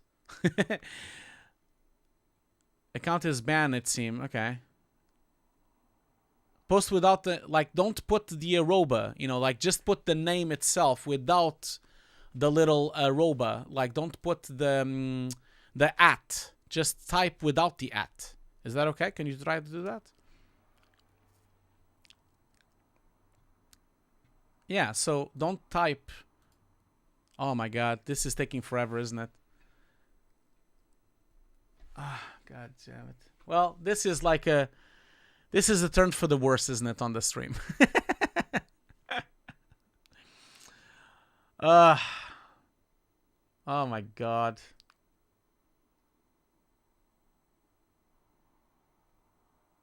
I think this is have a lot of, yeah, this is not fun at all. I guess this is not gonna work, is it? Oh my god. Just the username. Just tell me what your username is. Okay, Robin Van Haas is now an early access with credit. So congratulations, Robin. Thank you so much for supporting my channel. Thank you so much. Okay, guys. You know what? Here's the thing. I'm just gonna ignore all of this, and I'm just gonna wrap this up. Okay, shouldn't be this difficult. So I'm gonna next month. What I'm gonna do is I'm gonna do it in a different way. Okay, so this giveaway is gonna be done in it's gonna be done in a different way because this is really difficult right now. So I really need to find another way. So I will find a different way. So this is not gonna happen again. So I hope you are all enjoying all of this. This is what happens when we have trolls on the chat. So thank you so much for being on my stream. I'm gonna go now. Thank you so much for everything. Thank you so much for being here. We'll see each other next month, and I'll do more giveaways. And that is it. That's the stream. The stream is gonna end like this. Thank you so much, everyone. I hope you guys had a wonderful time.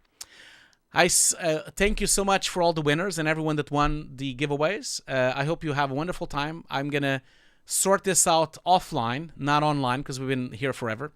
And thank you so much for everything, okay? I'll see you all later. And thank you so much. I hope you guys enjoyed this stream. I really enjoyed being with you for these 3 hours. It's been great. So don't forget that I'm going to be posting the entire stream tomorrow for you to watch if you want to. And then I will be posting in the next few days, I will be posting the video, the full edit of what we watched today. So I'm going to remove the giveaways. I'm going to remove the streams. I'm going to remove basically everything, the chat conversation, the breaks, everything. And I will only have the Nuke parts, okay? So thank you so much for everything. I hope you guys have a great week. I'll see you all later on. Bye.